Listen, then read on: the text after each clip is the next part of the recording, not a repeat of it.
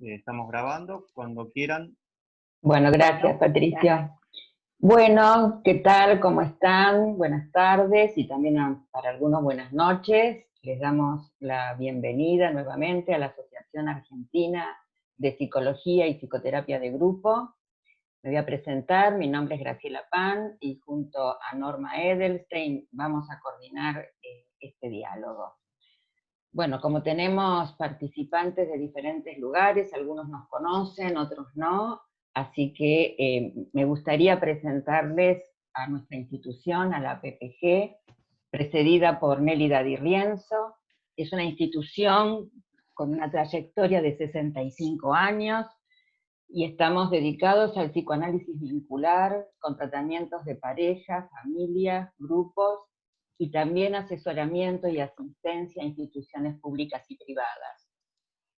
Contamos además con posgrados, seminarios, actividades científicas que las van a poder encontrar en nuestra página web www.aappg.org y en todos nuestros canales sociales y de redes. Junto a Norma coordinamos el área de lo que sería la PPG virtual, que ya hace unos años que lo venimos realizando, y este es un placer y un gusto poder hacer esta actividad, así que le voy a pasar la palabra a ella para que pueda presentar a nuestros queridos invitados. Espero que lo pasemos todos muy bien, y bueno, muchísimas gracias por estar. Bueno, hola a todos y todas, les agradezco la participación en este evento, y antes de presentar a los disertantes voy a comentarles un poco cómo va a ser la dinámica. Los micrófonos van a estar apagados todo el tiempo para poder evitar interferencias. Las preguntas o comentarios los pueden hacer por chat durante todo el tiempo que dure el diálogo. Flavia y Pablo hablarán 15 minutos cada uno, en principio, luego tendrán otra tanda de 15 minutos cada uno, y finalmente contestarán las preguntas que serán leídas. Ahora sí tengo el inmenso placer de presentar a nuestros dos invitados. Flavia Costa, que además son amigos de la casa, han estado en otro momento, ¿no? Flavia Costa, doctora en Ciencias Sociales, investigadora de CONICET, docente y editora. Es autora de numerosas publicaciones sobre tecnología, cultura y sociedad. Ha sido una de las principales introductoras y traductoras de la obra de Giorgio Agamben al castellano. Su último libro, publicado junto a Pablo Rodríguez, La salud inalcanzable, biopolítica molecular y medicalización de la vida cotidiana, de Editorial Eudeva en 2017. Pablo Manolo Rodríguez, doctor en Ciencias Sociales, magíster en Comunicación y Cultura, tiene un diploma a nivel de máster en Comunicación, Tecnologías y Poder de la École Doctorale de Sciences Politiques de la Universidad de París, Panthéon-Sorbonne, del 2004. Es investigador adjunto del CONICET y docente, publicó numerosos artículos y su último libro del 2019, Las palabras en las cosas, saber, poder y subjetivación entre algoritmos y biomoléculas. Bueno, ahora sí voy a pasarle la palabra primero a Flavia Costa. Muchas gracias. Buenísimo, gracias Norma, gracias Graciela. Bueno, gracias por la invitación a ellas. Como dijo recién Norma, efectivamente no es la primera, siempre son grandes anfitrionas, pero además, bueno, por supuesto, gracias a Pablo, ¿qué haces, Manolo? ¿Cómo estás? Pablo y yo trabajamos hace mucho tiempo juntos, entonces tenemos mucha confianza.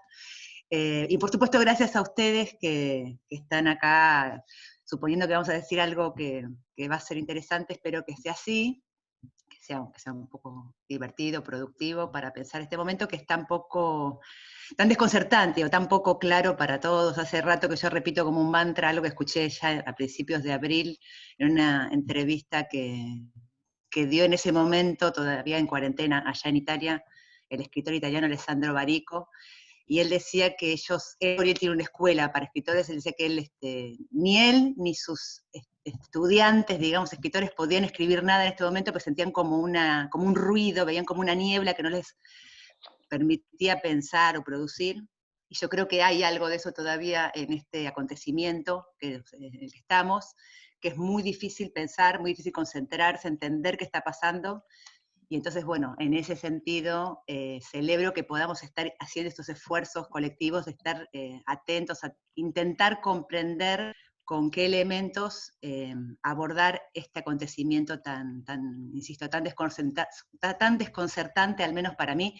Ya esta situación de pantalla, sí me parece que se nos hizo muy familiar en poco tiempo, pero hasta hace muy poco era impensable.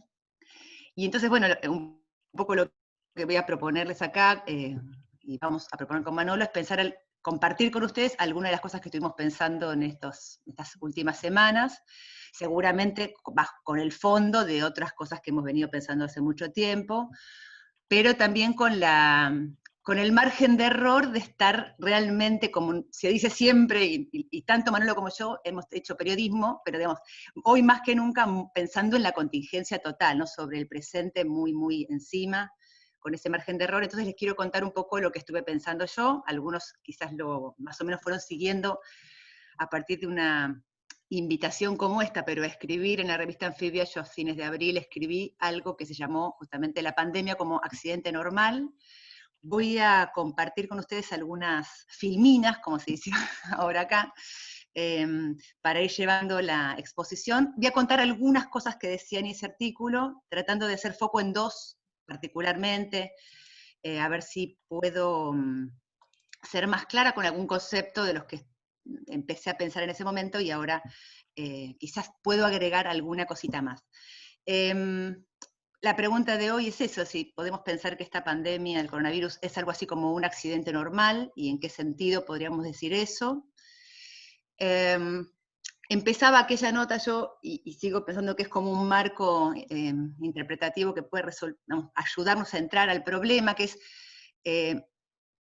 estamos en un momento de gran aceleración. De hecho, algunos especialistas, algunos antropólogos hablan del momento actual, y esto no me refiero a la pandemia, sino algo así como un momento que en tiempos largos se abriría en torno a la década de 1950, 1970 del siglo pasado, y hasta ahora es un nuevo momento, como una nueva época, algunos la llaman la gran aceleración, que está asociada a la aceleración tecnológica, pero no solo implica eso, ahora voy a ir hacia ahí, pero donde lo que podemos identificar con mucha claridad es que algo que hace unos cuantos siglos habría llevado años en ocurrir, que un acontecimiento sanitario se desencadenara sobre buena parte del mundo conocido,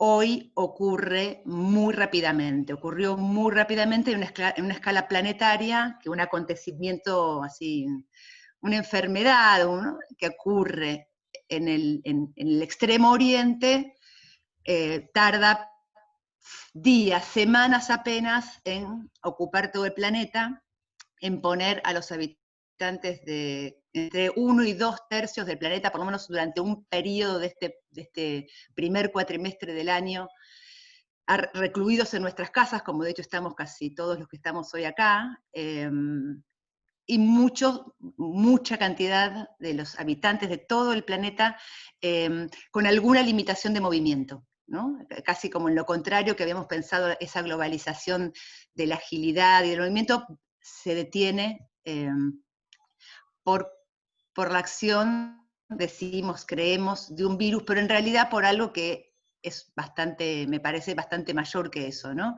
Yo ahí decía, bueno, se trata de la combinación de dos aceleraciones, una que conocemos más, que hemos analizado más, que forma parte por otra parte, de las especialidades, por lo menos mía y de Manolo, académicas, vamos a pensar el fenómeno técnico, ¿no? Entonces decimos, bueno, hay un enorme, intensísimo tráfico aéreo internacional, hay una hiperconectividad infocomunicacional que es la que hoy todavía nos permite seguir conectados a pesar de que el tráfico aéreo internacional fue interrumpido. Es muy raro esto, nosotros quizás no cobramos dimensión de cuán raro es el hecho de que se haya frenado el tráfico aéreo internacional de la manera en que ocurrió, pero también es una época de aceleración técnica. Yo la llamaba ahí el tecnoceno, si quieren hablamos un poco de qué significa esto del tecnoceno, pero digamos, es la época en la que liberamos, la humanidad libera técnicamente, industrialmente, toda una serie de energías de altísima intensidad, la energía nuclear, las biotecnologías, incluso las inteligencias artificiales, que por ejemplo participan en los intercambios financieros de altísima frecuencia que pueden provocar un crack bursátil en segundos. Y uno dice, bueno, todo este complejo, que es la gran aceleración técnica, está acompañado además de otro complejo del que quizás somos menos conscientes, que es la aceleración del BIOS, ¿no? La aceleración de otra parte de este sistema planetario, que es, por un lado, la propia aceleración de la tasa de contagio que trae este nuevo virus, ¿no? Que es entre 2 y 3 veces más contagioso que la gripe H1N1, que había sido la más contagiosa que habíamos conocido en el 2009, ¿no? Muy, muy rápido, bueno. Pero también una aceleración en términos de un gran crecimiento de la población de nuestra especie, ¿no? De los humanos, dentro del planeta, ¿no? Ahora les voy a mostrar algunas cifras de esto que me parece interesante pensar, o por lo menos tener en mente. La progresión del crecimiento poblacional de nuestra especie, insisto, de la humanidad que somos. Cerca del año 1800 había por primera vez en el planeta 1.000 millones de seres humanos sobre la Tierra. En 1960 esa cifra se multiplica por 3, son 3.000 millones de personas. Entre 1960 y hoy, o sea, en el lapso de 60 años, se multiplica por 2,5 y un poquito más, 7.700, está bien, millones de seres humanos arriba de este planeta, y la proyección, la estimación de las Naciones Unidas es que cerca de 2050 vamos a llegar a los 10.000 millones de habitantes en el planeta. Una gran aceleración, uno podría decir, bueno, un sistema bio-sociotécnico que es muy exitoso, ¿no? Que ha crecido con mucha eficacia. Hace un rato mencionaba la aceleración técnica. Es importante también tener en cuenta que esa aceleración técnica implicó grandes infraestructuras materiales. Por ejemplo, lo que vemos acá es los cables submarinos que pasan y conectan el planeta por debajo del mar, por debajo de los océanos, para darnos internet, por ejemplo, en este momento. No es la única fuente de internet, también están los satélites, pero es también toda una infraestructura material que tiene dueños, que son empresas privadas. Toda esta infraestructura es privada, ¿no? Eso también es importante, me parece, para identificar esta nueva etapa a la que llamábamos tecnoceno. Y vuelvo atrás porque decíamos, bueno, estas dos aceleraciones combinadas tienen además una tercera característica, digamos, que les da el tono, que les da el modo en que esto se da, y es una enormísima, estrepitosa, diría, desigualdad en la distribución de los recursos en esta población humana, ¿no? También hay algunas cifras de esto. Ya llego a ver.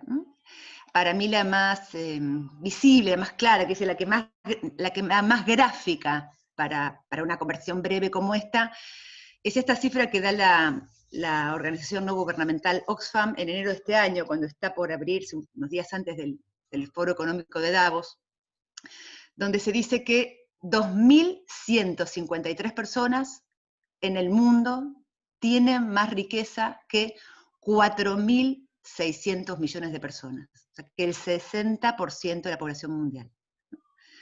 Entonces, creo que este dato, que bueno, hay quienes dicen que bueno, no es tan exactamente así, pero digamos, aunque fuera un poco impreciso, es un dato tan significativo, tan alto, tan conmocionante, que no puede no teñir toda la información de la que estoy tratando de sintetizar ahora en esta conversación, ¿no? A estas dos aceleraciones, con esa condición estructural que es la gran desigualdad, y me importa también subrayar esto, la idea de que somos muchos es engañosa. Somos muchos, pero hay mucha producción de riqueza también anualmente. Somos muchos, pero hay recursos para los que somos, no es que no hay. El tema es que esos recursos están tremendamente mal repartidos. Y además que esa riqueza se produce a veces, en muchas ocasiones, con un enorme desinterés por la continuidad del sistema, por el hecho de que ese sistema pueda seguir, por lo menos sosteniéndose, destruyendo el ecosistema, desarrollando y desencadenando energías que ponen en riesgo la supervivencia del planeta, etc. Vuelvo acá para decirles que estas infraestructuras materiales, que hoy son la condición de posibilidad de esto que estamos haciendo, también son parte de la creación de este nuevo momento, de esta nueva escala. Otra imagen que yo suelo dar para describir esta situación que digo se inicia en torno a los años 50, 70 del siglo pasado, es la imagen de un salto de escala. Estamos esta normalidad en la que estamos es la normalidad de un nuevo salto de escala sociotécnico o biosociotécnico, si quieren. Me parece que es interesante pensarlo así, en el que los ajustes del sistema, sistémicos, ya no se dan principalmente o solamente entre individuo-estado, individuo-sociedad, Estado-estado, sino que además de que esas cosas ocurren, por supuesto, hay un nuevo estrato en el que se están dando los ajustes sistémicos, que es la escala del planeta. La especie como sujeto político. Decíamos en una conversación hace 2 días con otros colegas, ¿no? Uno de ellos, Eduardo Rinesi, politólogo y filósofo político, decía, bueno, hay que volver a intentar pensar si la humanidad puede constituirse como un sujeto político, porque está siendo objeto de políticas en esa escala, en la escala de la humanidad. Y me parece que eso es lo que a nosotros, los que pertenecemos a las ciencias sociales y las humanidades, nos cuesta más. Muchas de las industrias tecnológicas ya piensan en esa escala, por eso dejo estas filminas, digamos. Estas empresas ya están pensando en esta escala y han producido para esta escala, que es lo que estamos, de hecho, insisto, haciendo ahora nosotros. Las empresas de la industria de las finanzas, de las biotecnologías, ¿no? de las farmacéuticas, o de las informáticas, de las finanzas, creo que lo dije al principio, ¿no? Ya están pensando y construyen protocolos, ese término que usamos tanto, ¿no? Construyen protocolos para esta escala. En cambio, me parece que las humanidades y las ciencias sociales nos está costando ser conscientes de cómo pensar, ¿no? acciones en esta escala. Algunos datos más para tener en cuenta en relación con esta idea de las empresas de tecnología, qué significa esto, ¿no? Según datos también de esta organización no gubernamental, We Are Social, hay 7.750 millones de personas en el mundo, de las cuales ya usan móviles, celulares con acceso a Internet, 5.100 millones. Están conectados, móviles nada más, están conectados a Internet 4.500 millones. ¿no? Y usan redes sociales o algún tipo de medio social casi la mitad. ¿no? Hay un salto muy grande. Si hiciéramos la progresión es enorme, el ingreso de estas tecnologías a la vida cotidiana. Y es importante pensar que las empresas que producen y que, por ejemplo, Facebook, ¿no? que es una de las empresas que yo más analicé o estudié, que producen la posibilidad de estos intercambios, tienen muchísima más información y llegan a muchísimas más personas que cualquier Estado-nación, incluso China, que sería el más populoso de todos esos Estados-nación, que hoy son 1.600 millones de personas.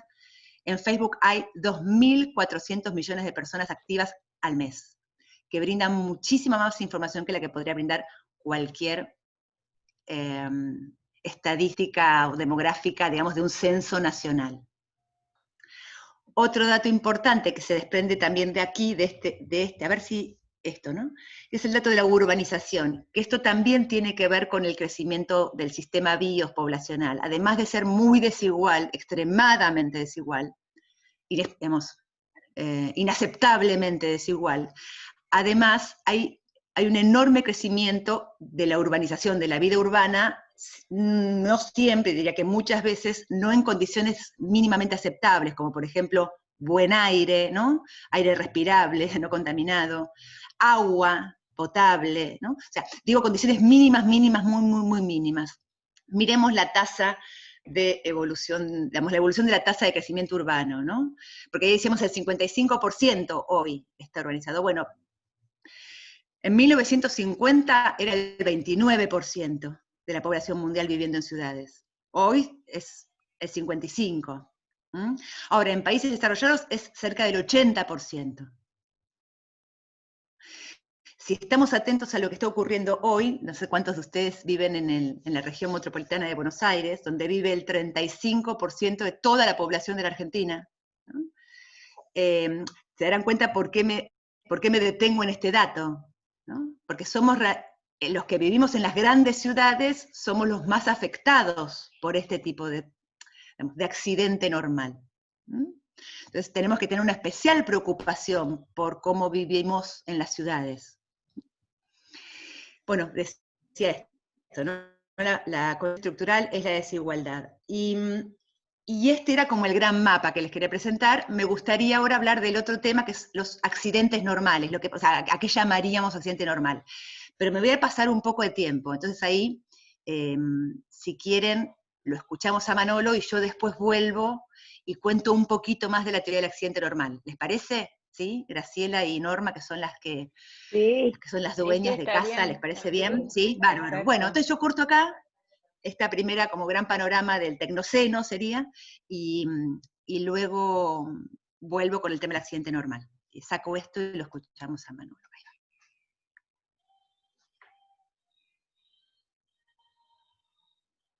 No tiene audio, Manolo. Aceptar para el audio.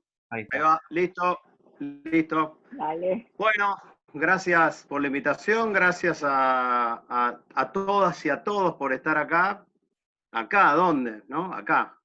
Creo que Flavia hizo algo así como el trabajo sucio, voy a decirlo así, en el sentido de mostrar con cifras y con datos dónde estamos parados en términos de tratar de entender dónde se inscribe esto que está pasando ahora. Nosotros asumimos que esto que está pasando es un acontecimiento, es algo nuevo, ¿sí? Lo que estoy haciendo es cronometrarme para no pasarme de los 15 minutos. Y no tengo un cuadernito escrito, pero bueno, espero que estas tecnologías viejas sirvan.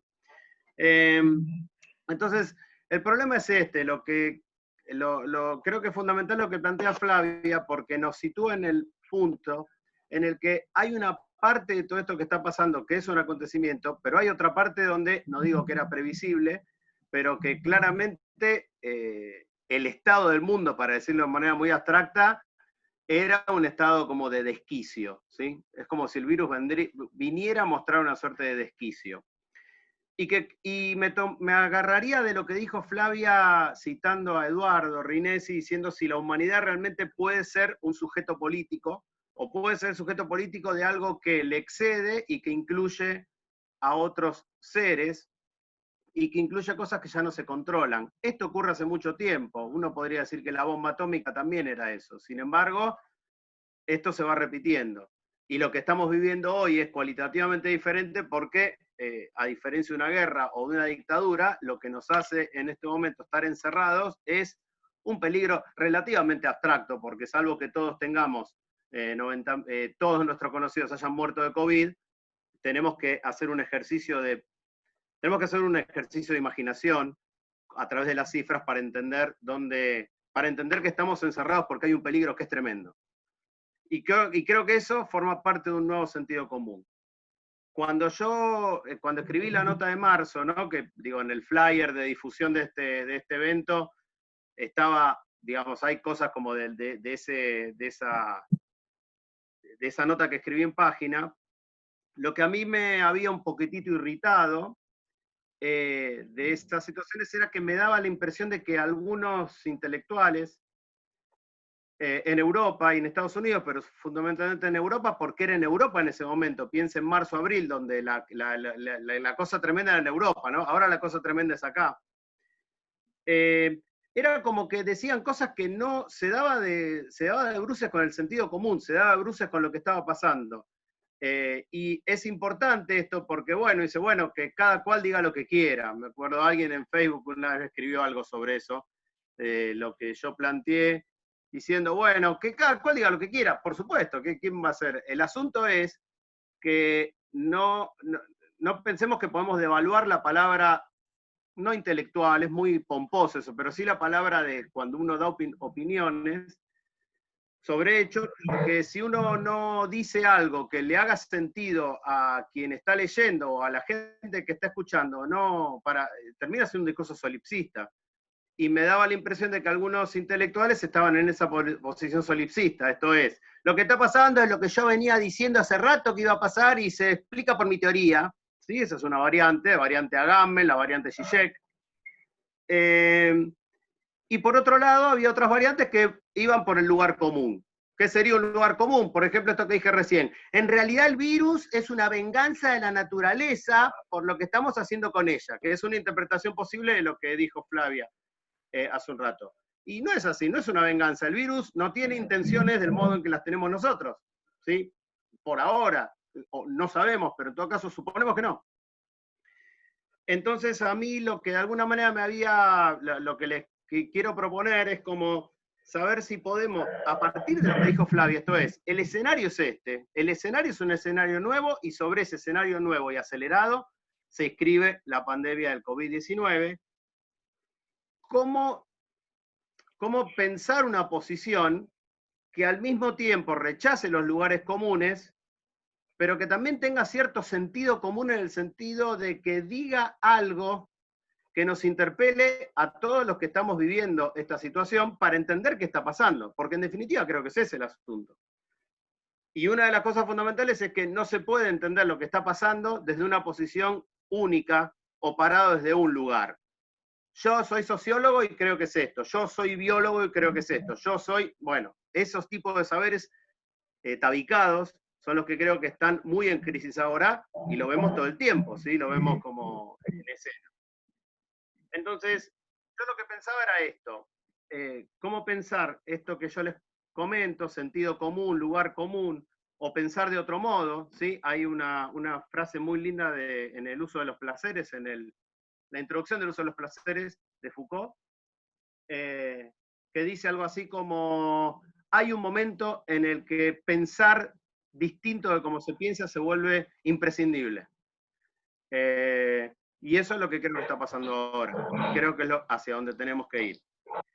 Entonces yo lo que le quería proponer era pensar esta dualidad entre sentido común y lugar común, no en abril con los europeos preocupadísimos, sino en julio con los argentinos preocupadísimos.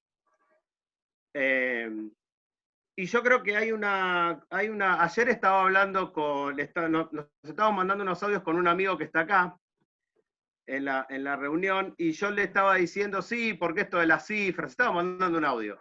Y un tipo que estaba en la calle, en una situación muy precaria, yo creo que era una persona en situación de calle, pasé, y al toque que pasé, dijo, pero qué tanto lío con este virus, todos le tienen miedo a este virus, que se mueran todos. Bueno, y para mí dijo una gran verdad, en el sentido de que expresó la base del sentido común que estamos compartiendo todos nosotros. Esa base del sentido común indica que tenemos tanto miedo a morir que estamos dispuestos a vivir esta vida que estamos viviendo. Y nosotros, clase media, tranquilos en casita, ¿sí? No hablemos de todo el resto. Entonces esto es interesante, porque yo diría que lo que está instaurándose es un nuevo sentido común, o consolidándose un nuevo sentido común que quizás no estaba, ¿sí?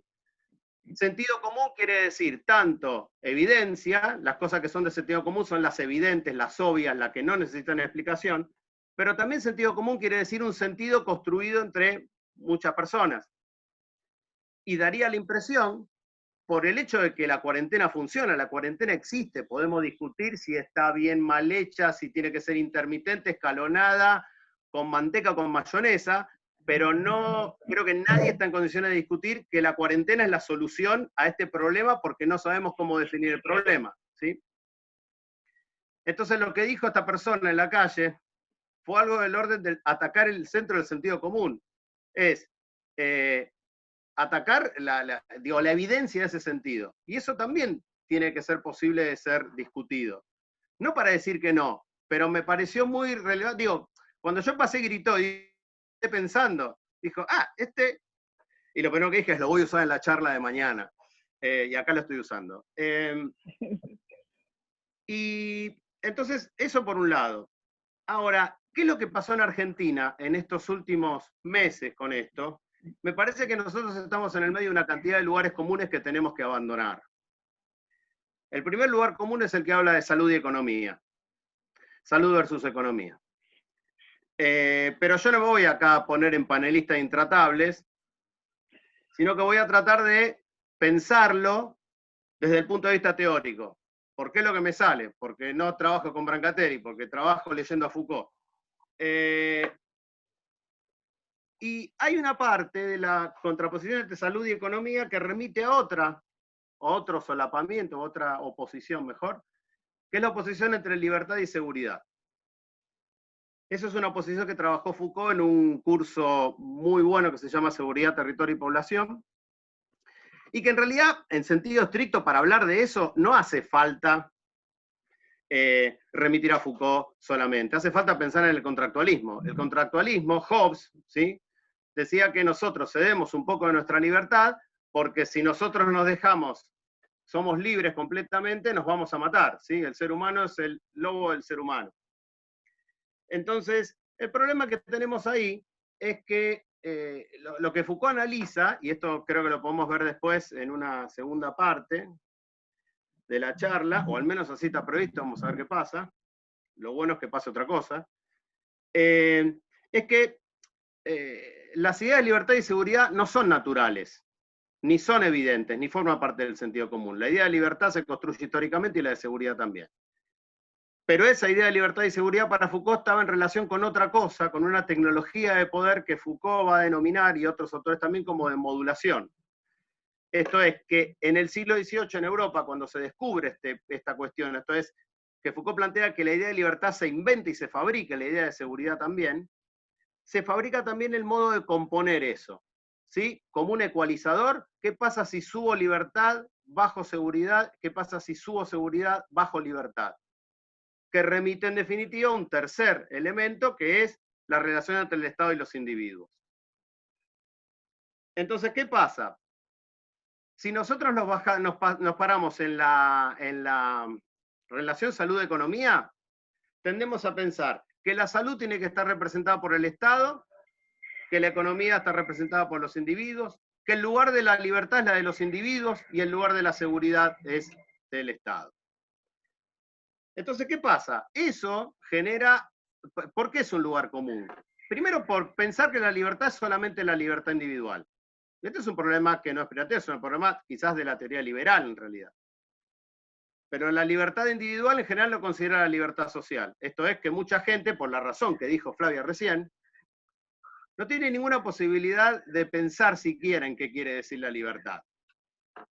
Entonces, no hay libertad de facto para nadie, o para pocas personas, ¿sí? Para los 4.600 millones de personas que dijo Flavia, de decir libertad y...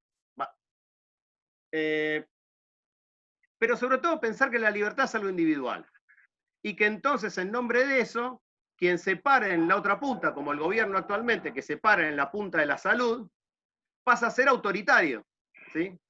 Entonces tenemos escenas que son francamente, digamos, no quiero ser, yo en general me voy un poquitito con las palabras, pero por lo menos problemáticas, por las cuales intelectuales llaman a la desobediencia civil, se ponen una estrella de David como si estuvieran en el gueto de Varsovia, hacen cosas que son son claramente muy problemáticas, porque eso es no pensar, es no ponerse a pensar, ¿sí? Si vos tenés más de 70 años, la estadística indica que tenés más probabilidades de morirte si salís a la calle porque el virus anda dando vueltas. Ahora, si uno se quiere recostar sobre el sentido común de la persona esta que me encontré en la calle, entonces efectivamente salí, desobedecé y morite. Listo, ya está. O si no, creer, la otra posibilidad es hacer lo que hacen Bolsonaro y Trump. Esto es una gripecita, acá no pasa nada, no voy a hacer caso a ninguna estadística, no voy a hacerle caso a ningún científico, no me importa. ¿Sí? Es el caos. Entonces me parece que hay una cuestión ahí que desde el punto de vista intelectual, ahora sí lo digo así, tenemos que rechazar la dualidad entre salud y economía, porque entraña un montón de errores de arrastre. Pensar que la libertad es solo individual y que no le corresponde al Estado, y pensar que a solo el Estado, esto también me parece muy importante, que solo al Estado le corresponde la responsabilidad de lo colectivo. Porque ese es la otra deriva posible de esta cuestión. Esto es, que frente al hecho de que, por ejemplo, ahora en este momento hay un relajamiento de facto de la cuarentena, muchos pueden pensar, muchas y muchos piensan y lo dicen en redes, qué barbaridad, esto es lo que querían, están cediendo a la presión de los grupos. No está haciendo la presión de los grupos, por favor, digo, sí, en parte sí, pero en parte recordemos el sentido común en el que estamos viviendo, sentido común en el cual estamos encerrados por un peligro que todavía es abstracto. Si salimos a la calle no hay un bombardeo que nos va a matar. Esto es, tenemos una probabilidad de que nos mate y tenemos que todos andar haciendo cálculos, viene en el estilo Foucaultiano, de cómo analiza la cuestión, tenemos que hacer cálculos para ver si nos vamos a contagiar o no. Y eso tiene que ver con la construcción de una responsabilidad colectiva. Y en esto sí me parece que es importante señalar lo siguiente.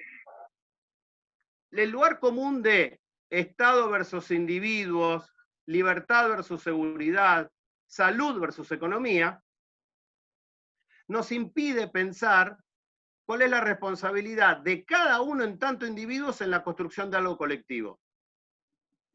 Algo que se hace muy difícil cuando lo que nos está estructurando a nosotros ahora en este momento es el miedo a morir. Es bastante difícil construir arriba del miedo. Lo cual no quiere decir que sea un destino ineluctable, no quiere decir que nosotros no podamos construir otra cosa arriba del miedo. Creo que podemos construir eso.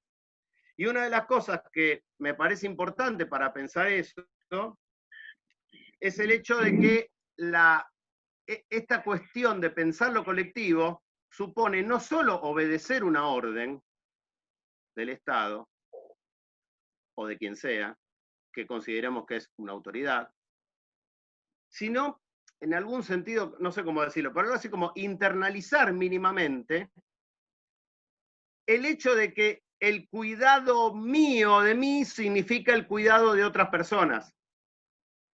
Y que de alguna manera el bicho ese que anda circulando, en ese sentido es como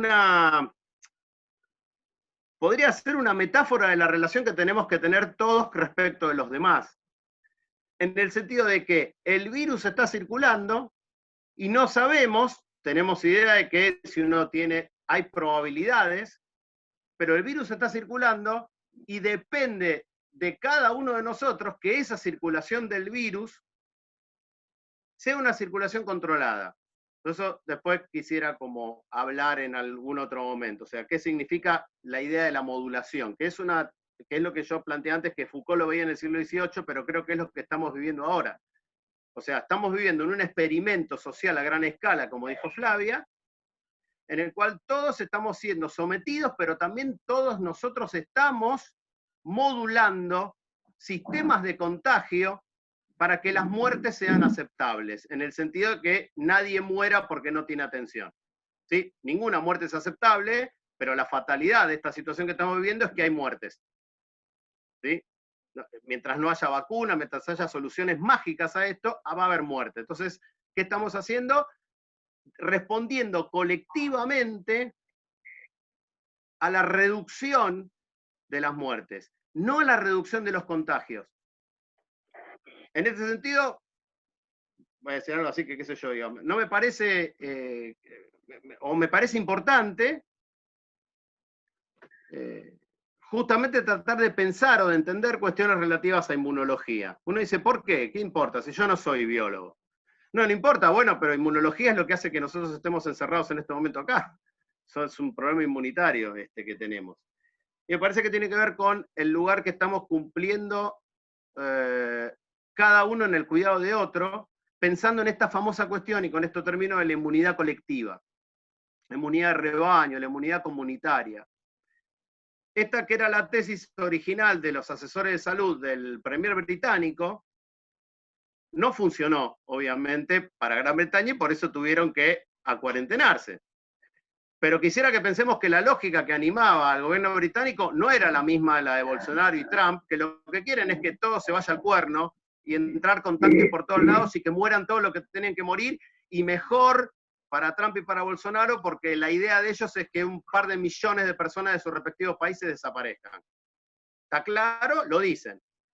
En el caso de Gran Bretaña, tenían una idea que para mí, si la sacamos del contexto en el que se produjo, aquí creo que aquí hay gente de Inglaterra, entonces me podrá decir que vive en Inglaterra, como no me podrá decir si lo que digo es muy delirante o no. La idea que tenían era, ojo, todos nos vamos a contagiar, o hay mucha posibilidad de contagio, por lo tanto hay una forma de generación colectiva de inmunidad. El problema es que no llegaron, la velocidad de contagio fue demasiado grande y no se pudo sostener. Pero me parece que eso es una idea importante para pensar.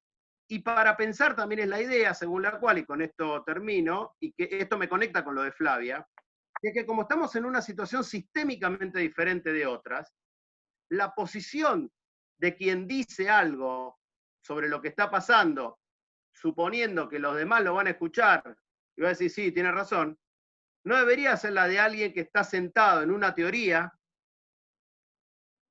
que explica el funcionamiento del mundo y que va a funcionar de acá a 50 años. Porque esas evidencias son las que se rompieron. El sentido común se rompió.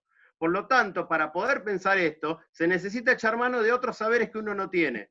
Todos tenemos que ser un poco ignorantes, somos ignorantes, tenemos que devenir menos ignorantes sobre muchos temas, porque el tipo de problemas que tenemos es sistémico. No sabemos ni siquiera cómo definir si va a haber algo llamado humanidad en el futuro inmediato, no porque vayamos a morir, sino porque nos vamos a transformar en otra cosa. Bueno, paro acá porque voy por 19 minutos, me pasé de rosca completamente. Así que ahora...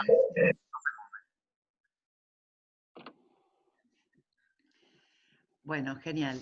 Yo ahora los vuelvo a trasladar como otra parte de la conversación. Pero está bueno el intercambio porque permite ir viendo el mismo fenómeno desde distintos planos. No son cosas distintas. Voy a volver a compartir mi pantallita, mi presentación, para tratar de pensar también conceptualmente. Yo en ese sentido tengo el mismo problema que Manolo, pienso con los libros que hemos leído, no solo con eso, pero también con eso. Entonces me parece que eso es un aporte genuino.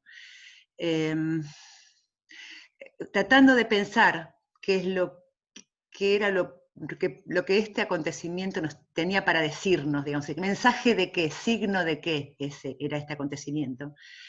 Traté de pensar en qué serie se escribía, ¿no? Bueno, uno puede decir, bueno, la serie de las pandemias, perfecto, sí, es cierto.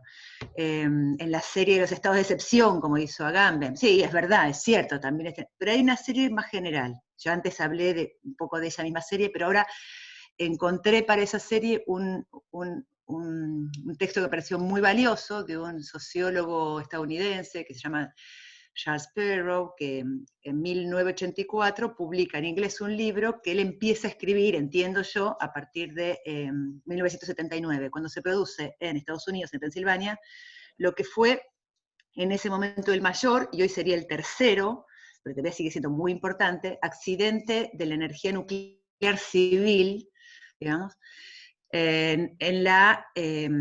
justamente en la planta nuclear de Three Mile Island, ¿no? Entonces no sé si ustedes han visto últimamente la serie Chernobyl, a mí me resultó muy importante cuando estaba todavía pensando ver la serie, vale mucho la pena, además de que está basada en un muy interesante libro de una premio Nobel, ¿no?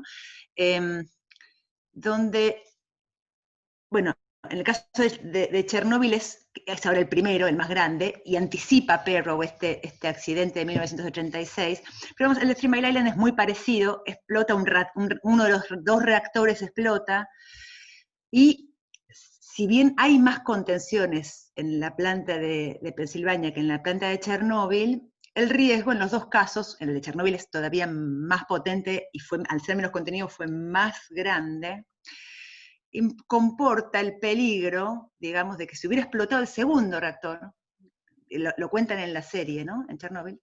Me estoy yendo, pero ahora ya vuelvo acá.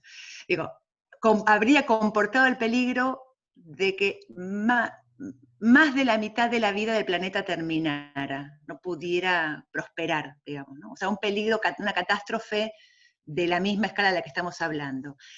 Y aunque no explotó el segundo, solo explotó uno, eso que explotó, las emisiones de eso que explotó, van a seguir en nuestra atmósfera por lo menos 300.000 años. Eso es lo que dice el físico nuclear, que lleva adelante los primeros años de investigación ahí, hasta que después él mismo muere. Y está bien entender también, o tener como en la escala de que justamente de hace 300.000 años datan los últimos restos encontrados en 2017 en territorio de hoy de Marruecos, de lo que sería el primer Homo sapiens, ¿no? Es decir, son energías que ponen en riesgo, liberamos energías que ponen en riesgo la continuidad de la especie y de buena parte de la vida del planeta. ¿Por qué Perrow habla de accidentes normales? Eso es lo que encuentro ahí. Él cuando ve el accidente de 3 Mile Island dice, estamos frente a un accidente normal. Y el subtítulo del libro es Convivir con tecnologías de alto riesgo. Él desarrolla este concepto para pensar tecnologías de seguridad. Él es un experto en seguridad, ¿sí? Primer elemento importante para entender esta categoría de accidentes normales. Son normales porque son inherentes al hecho mismo de que un sistema complejo o hipercomplejo, como podemos decir ahora, esté funcionando. Son parte de su vida normal. No es producto de una guerra, no es producto de un sabotaje, no es producto de la negligencia de un operador, ¿no? Sino que son inseparables del hecho de que ese sistema está funcionando, de su desarrollo, de su estructura, de cómo está estructurado. Ahora vamos a ver un poquito eso también, ¿no?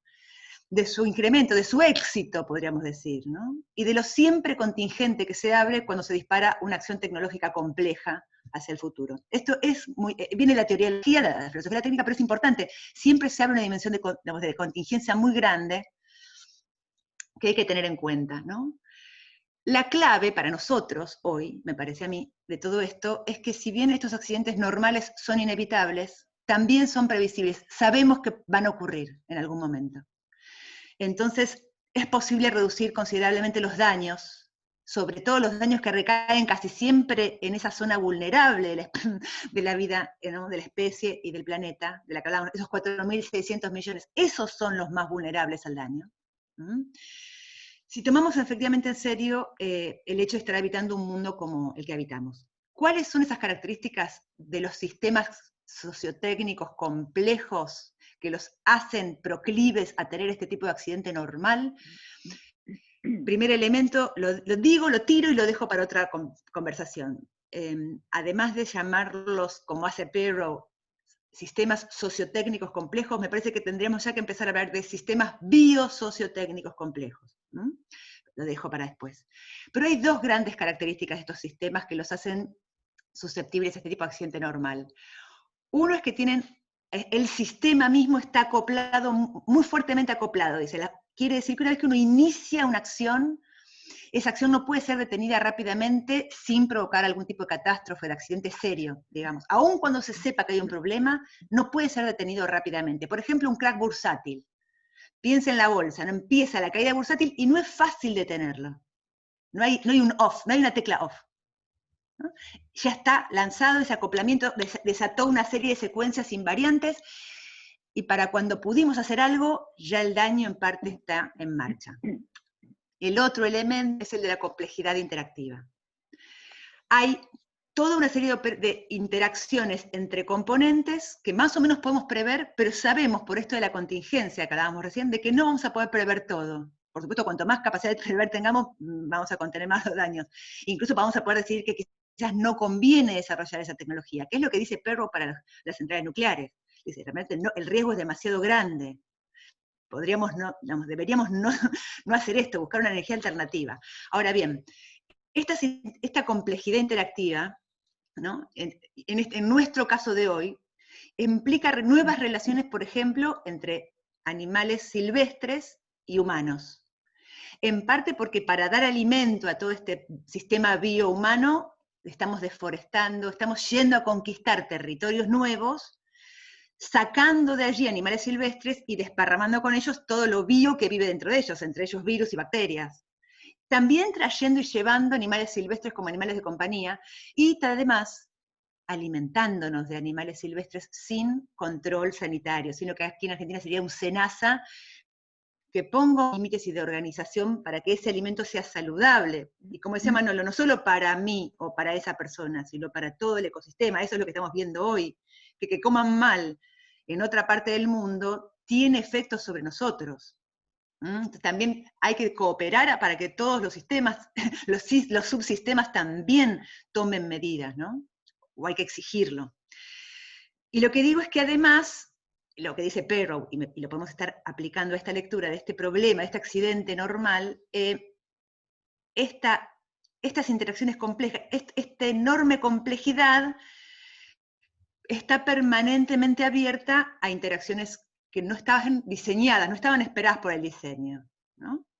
Uno podría decir, bueno, en parte, si empezamos a pensar acontecimientos como estos, bajo esta perspectiva teórica, nos damos cuenta que hay mucho no diseñado, ¿no? Entonces hay que empezar a pensar cómo diseñar esta escala global, sabiendo que igual no todo va a estar contenido, y que por supuesto, además sabemos, eso más que nada, que eso no es la totalidad de la vida social. No estamos hablando de la totalidad de la vida social, estamos hablando de la totalidad de la vida social que tiene que ver con el sistema sociotécnico. Es decir, lo que podemos prever, hay un montón de otras cosas que van por otro lado, ¿no? Pero no, lo dejo ahí.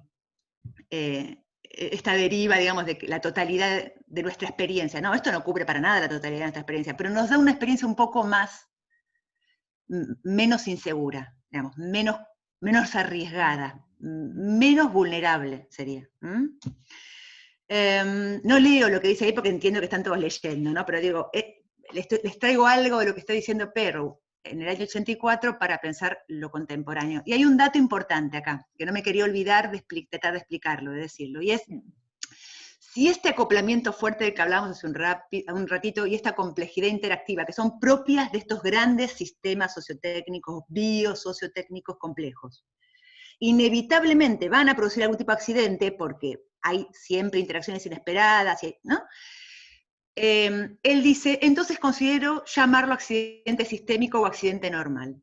Esta rara idea de accidente normal, sigue diciendo Pepe Perrow, pretende subrayar que, dadas las características del sistema, ese accidente es inevitable, ¿no? No hay manera de evitar que haya interacciones inesperadas y múltiples. Es una característica inherente al sistema, ¿no? Ahora, no es un enunciado de su frecuencia, no quiere decir que esto es frecuente.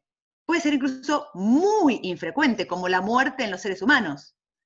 Es normal, es totalmente normal que nos muramos, pero que nos muramos una vez y por ahora, por lo que sabemos, para siempre. No es tranquilizador que no sea frecuente. Pero es cierto que la idea de normal no significa frecuencia, significa que es esperable.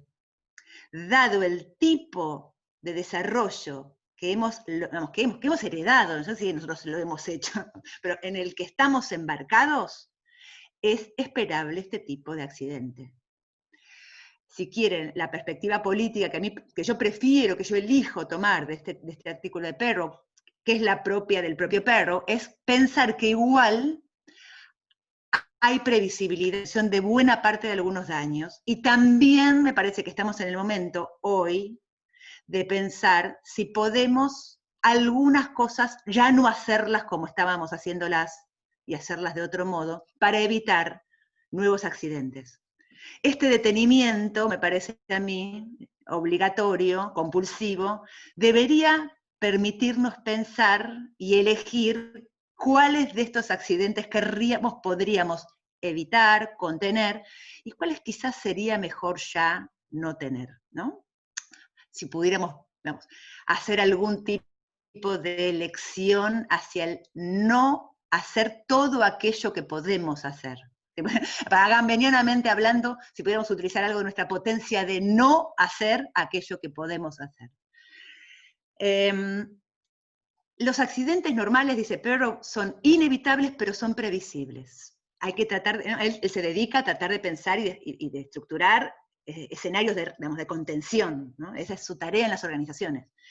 Pensemos, hagamos el ejercicio de imaginar el coronavirus como un accidente cuyos riesgos podríamos tratar de evitar para la próxima vez, ¿no? Las lecciones aprendidas de este virus, de esta pandemia, empezarían por tratar de hacer un análisis sistémico. El desencadenante es el origen del virus, que se acuerdan que había que hay todavía, pero bueno, está bastante más desestimada que hace unos meses, pero la idea de que es o el mercado de Wuhan, o un laboratorio de donde accidentalmente o deliberadamente sale, ¿no? En cualquiera de los dos casos, sea uno o sea el otro, hay una interacción inesperada que se llama técnicamente zoonosis, las enfermedades que surgen del trato con animales. Ahora, claro, no solemos estar tan atentos a eso, pero el 60% de las enfermedades humanas son zoonosis. O sea, es algo muy importante desarrollar más conocimiento acerca de la zoonosis. Sobre todo las zoonosis que se van a disparar y seguir disparando mientras haya este escenario. Luego, bueno, por supuesto, el tráfico aéreo que llevó la enfermedad de un lado al otro muy rápidamente. Creo yo que uno de los temas de los que hablaba Manolo, del cuidado colectivo, está asociado no solo al cuidado natural que podemos tener por los semejantes, sino al hecho de que el cuidarnos entre todos ayuda a que no colapse el sistema sanitario, porque la aceleración del contagio es tan impactante en términos sistémicos, que por más que desde el punto de vista de las cifras no haya cifras gigantes en relación con otro tipo de enfermedad o con otras gripes, se dan todas al mismo tiempo y colapsan los sistemas sanitarios. Entonces, ahí el problema es también un tema de regulación, o como diría Manolo, modulación de los tiempos de contagio. No necesariamente es la gravedad, pero sí la enorme cantidad acelerada que entra al mismo tiempo al hospital y lo colapsa. Estas interacciones inesperadas, decíamos por un lado, se asocian a toda una serie de acoplamientos fuertes. La urbanización en malas condiciones, quiero decir otra vez, sin buen alimento, sin agua potable, sin estructuras sanitarias razonables, sin aire limpio, todo esto también hace que las personas traten de satisfacer sus necesidades de maneras que después provocan catástrofes, como puede ser comer murciélagos, porque es lo que hay para comer, ¿se entiende? No es solo un hecho cultural, porque también se trata de explicar como un hecho cultural. Bueno, ojo, ese hecho cultural en la China fue construido a partir de las grandes hambrunas, no es una cultura cualquiera, ¿no? Entonces, bueno, ahí hay que pensar que estos acoplamientos fuertes asociados a la urbanización acelerada y no planificada, también están, digamos, se conectan con el desarrollo de otro tipo de sistema científico técnico, que es el de las vacunas, los retrovirales, la industria farmacéutica, que hoy también tiene grandes victoriosos, ¿no? Me parece, tiene grandes nombres digamos, que se están haciendo muy ricos con estas posibilidades de vacunas, así como no sé si recuerdan en Forbes, hace un mes que salió la revista Forbes, las 25 grandes fortunas que se hicieron en la pandemia, fundamentalmente las empresas de tecnología. Te digo, bueno, a eso hay que estar atentos también. Si uno tuviera que pensar sistemas de defensa, de contención del riesgo frente a este escenario, yo al menos pensé estas, después agreguemos todas las que quieran, me parece que es un escenario para conversar, para tener la mayor cantidad de imaginación disponible para esto. Por un lado, exigir transparencia en la información pública. El hecho de que la existencia de una gripe, de una neumonía infecciosa grave, tardó casi 2 meses en salir de China como información veraz, fue desastroso para el sistema. Y no fue la única vez, Bueno, en el caso de Chernóbil fue lo mismo, no sé si recuerdan a través de la serie. O sea, hay que exigir que la información pública, no solamente allá, acá, también, ¿se acuerdan en Brasil hace poquito cuando el presidente cuando Bolsonaro quiso dejar de hacer cifras? Que la Corte Suprema es la que lo reobligó a tomar cifras del caso. Bueno, eso, exigir información pública. Y la verdad, recuperar la tarea fundamental de un periodismo que parece haber abandonado todas sus banderas, ¿no? Digo, como sistema de información. Por otro lado, me parece muy importante que va a haber que potenciar los sistemas de investigación científica para la zoonosis, para la farmacia y la bioquímica, ahí hay erratas, perdonen, para el desarrollo de alternativas para la industria de la alimentación, ¿no? Para el cuidado ecológico, para pensar energías sustentables que no sean tan catastróficas en sus accidentes, ¿no? Por supuesto, también hay que fortalecer los sistemas de salud, ¿no? Por ejemplo, en el armado de estos campamentos de esos hospitales de campamento, ¿no? De entrar y salir provisorios, porque las zoonosis van a seguir existiendo mientras estas condiciones estén. Me parece que eso va a haber que tener nuevas herramientas. Hay que realizar y hay que exigir que se realicen en el mundo los controles fitosanitarios necesarios, ¿no? La noción de una sola salud, no hay salud animal, salud humana. Vieron que la Organización Mundial de la Salud Animal está diciendo esto hace mucho tiempo. Hay una sola salud. No hay salud de los animales, salud de los humanos. Hay salud. Hay que trabajar en esta noción de una sola salud.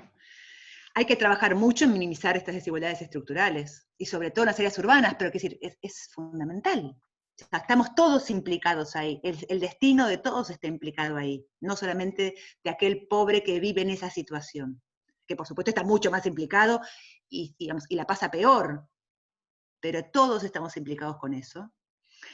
Y un elemento más que es del que se habla muy poco, pero que en todo caso es mi monotema personal, que bueno, se los traigo ya que me invitaron, se lo cuento, que es, empecemos a pensar también los riesgos de este shock de virtualización que estamos viviendo a partir de los encierros. Porque esto va a traer nuevas desigualdades, va a traer nuevas dependencias tecnológicas, y me parece muy importante que trabajemos muy conscientemente en relación con qué plataformas estamos usando, a quién le estamos entregando nuestros datos personales, tanto biométricos como comportamentales, cómo hacemos atravesar los procesos de aprendizaje de niños, adolescentes y adultos a través de plataformas cuyos dueños no conocemos, o sí conocemos y es peor todavía. Les digo, ese tema es central. Ahora resolvemos con lo que tenemos, está muy bien. Salimos a usar esta plataforma, aquella. Pero enseguida, ni bien salgamos de esta, hay que empezar a trabajar para la soberanía tecnológica, para no estar entregando toda esa información gratuitamente, para que sean los nuevos negocios de esa información. Me parece que eso es central. Pero bueno, insisto, ese es como mi monotema. Yo sé que lo que acá llamamos, bueno, los problemas de la privacidad, los problemas de la seguridad y el neoextractivismo digital, ¿no? Ahí ponemos nombres pomposos para algunos procesos. Y bueno, yo tenía eso para decir. Después lo demás conversaríamos con ustedes, con Manolo y con ustedes.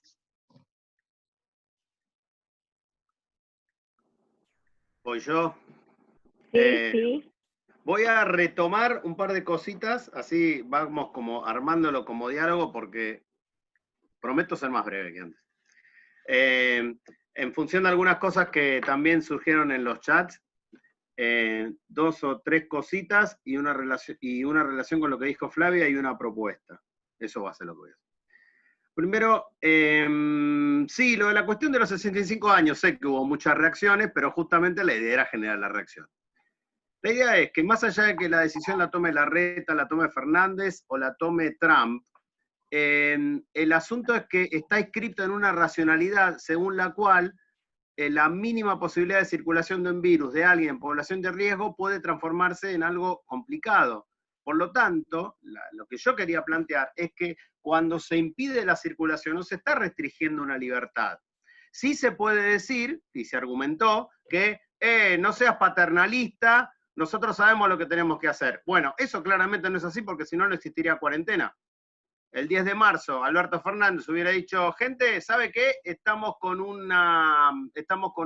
Hay un virus complicado, así que por favor sean responsables, pónganse de barbijo y mantengan distancia y no se tomen colectivos.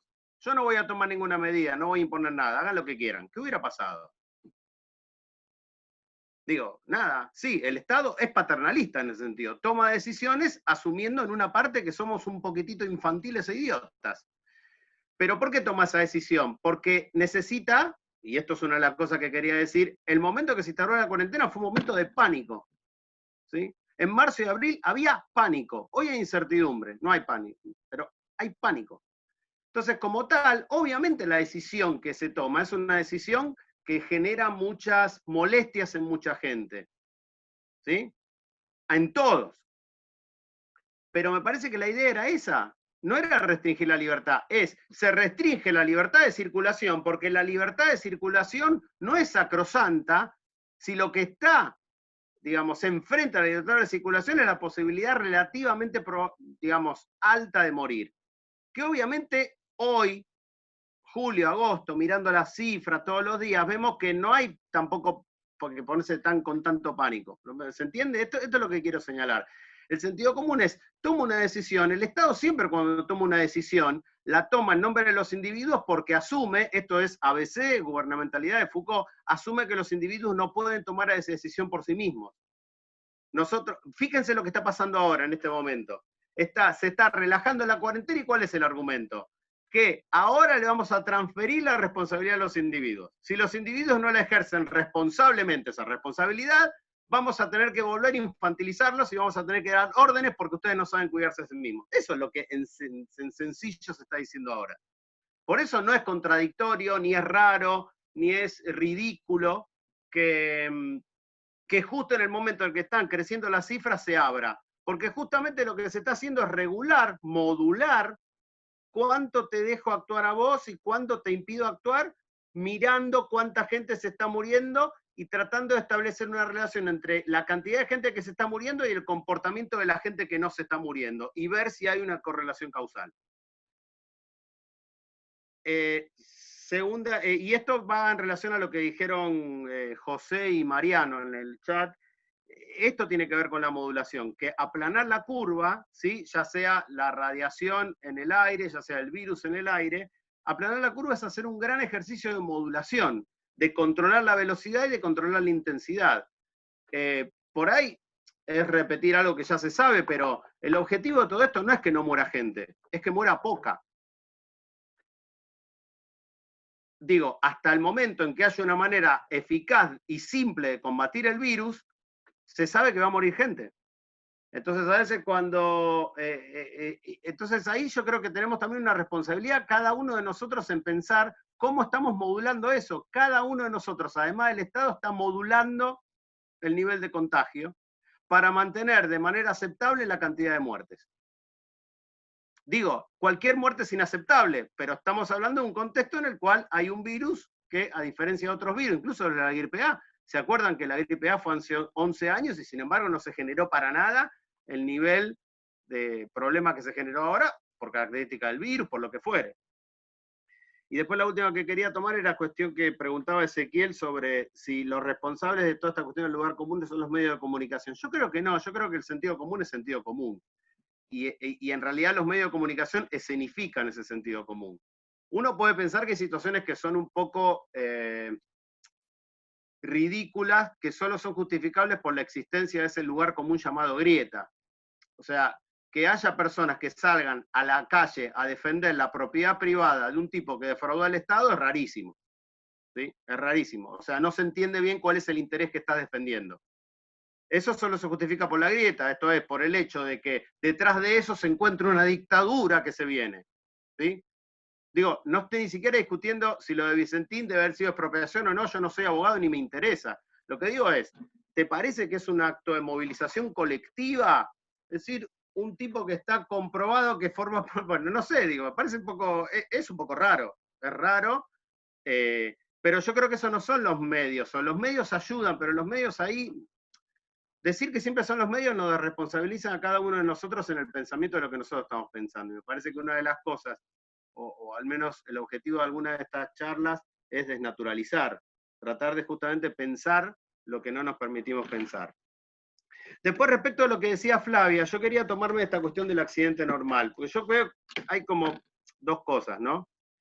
Por un lado tenemos tenemos esta especie como de aceleración del mundo en general, que decía Flavia al inicio, y esa aceleración tiene una manifestación en la constitución de un accidente normal. O sea, un accidente que, como alguien decía en el chat, es un accidente que no es un accidente. Estoy dejando de ver el chat porque estoy hablando, pero digo, debo tener el chat en una antigüedad de hace 5 minutos, pero bueno. Efectivamente, hay algo que el accidente normal es casi un oxímoron, ¿no? Digamos, si es un accidente, no es normal. Bueno, el estado de excepción se convierte en regla, diría nuestro amigo Giorgio Agamben.